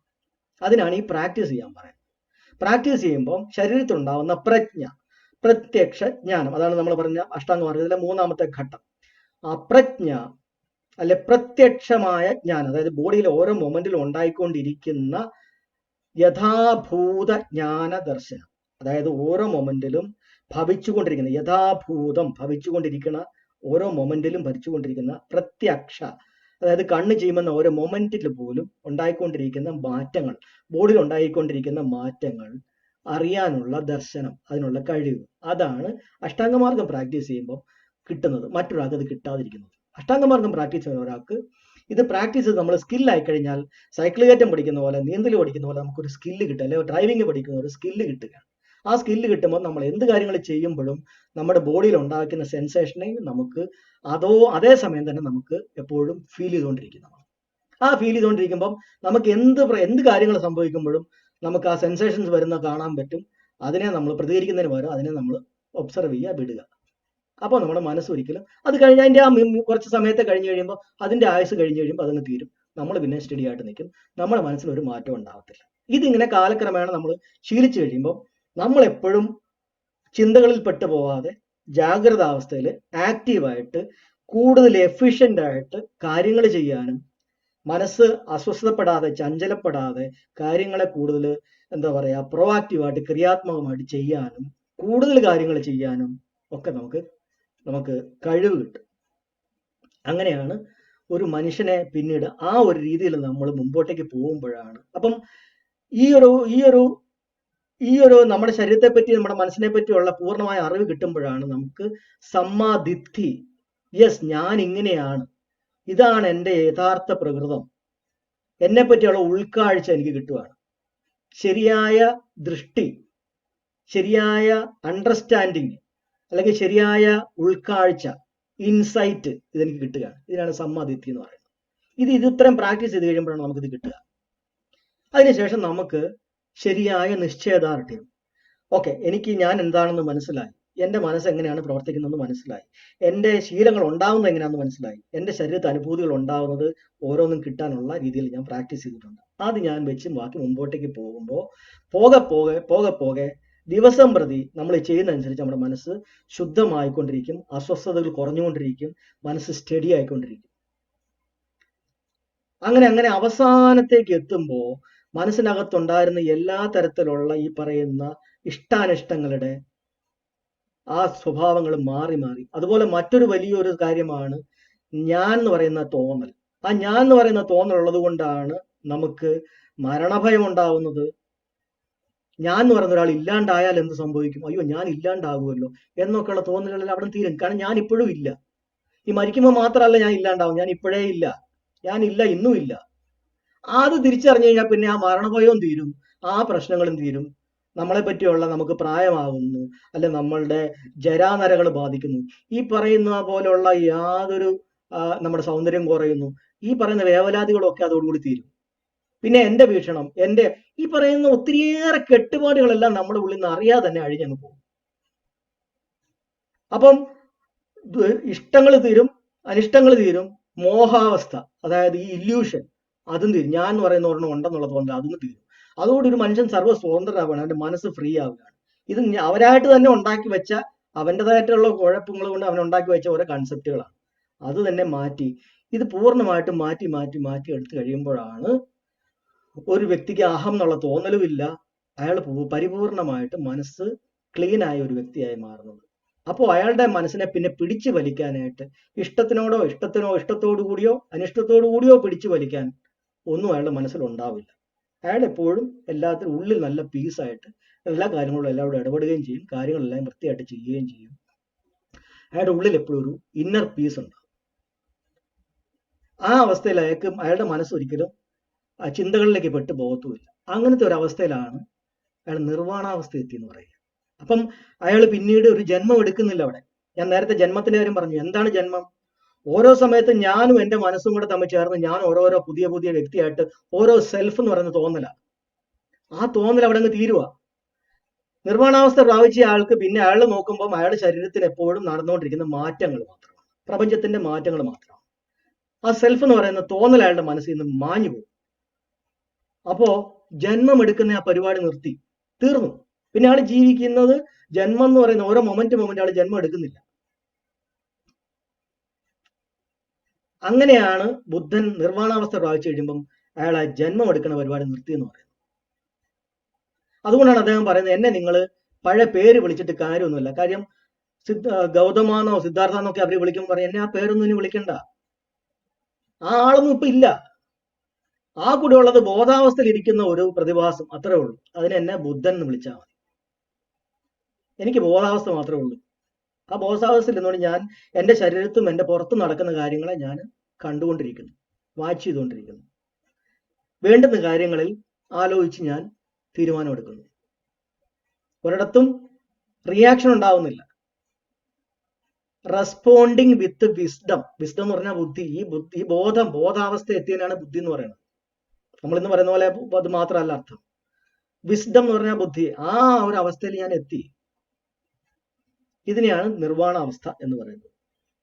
അപ്പോ ഇത് നമ്മൾ അഷ്ടാംഗമാർഗം പ്രാക്ടീസ് ചെയ്യുന്ന ഒരാൾക്ക് വളരെ ഈസി ആയിട്ട് ഈ ഒന്നും അറിയാൻ മേലാതിരുന്ന ഇഗ്നറന്റ് ആയിട്ടിരുന്ന അവസ്ഥയിൽ നിന്ന് അയാൾക്ക് പൂർണ്ണ ബോധാവസ്ഥയിലേക്ക് എത്തുന്ന ഒരവസ്ഥയിലേക്ക് അയാൾക്ക് എത്താൻ പറ്റും. അതാണ് നമ്മൾ ഏറ്റവും ആദ്യം നമ്മൾ കാണിച്ചിരുന്ന, അതായത് ആദ്യം സ്റ്റാർട്ട് ചെയ്യുന്നത് ഓർഡിനറി ഇഗ്നോറന്റ് മൈൻഡാണ്. ഒന്നും അറിയാൻ മേലാത്ത ഒരു മനസ്സുമായിട്ടാണ് നമ്മൾ തുടങ്ങുന്നത്.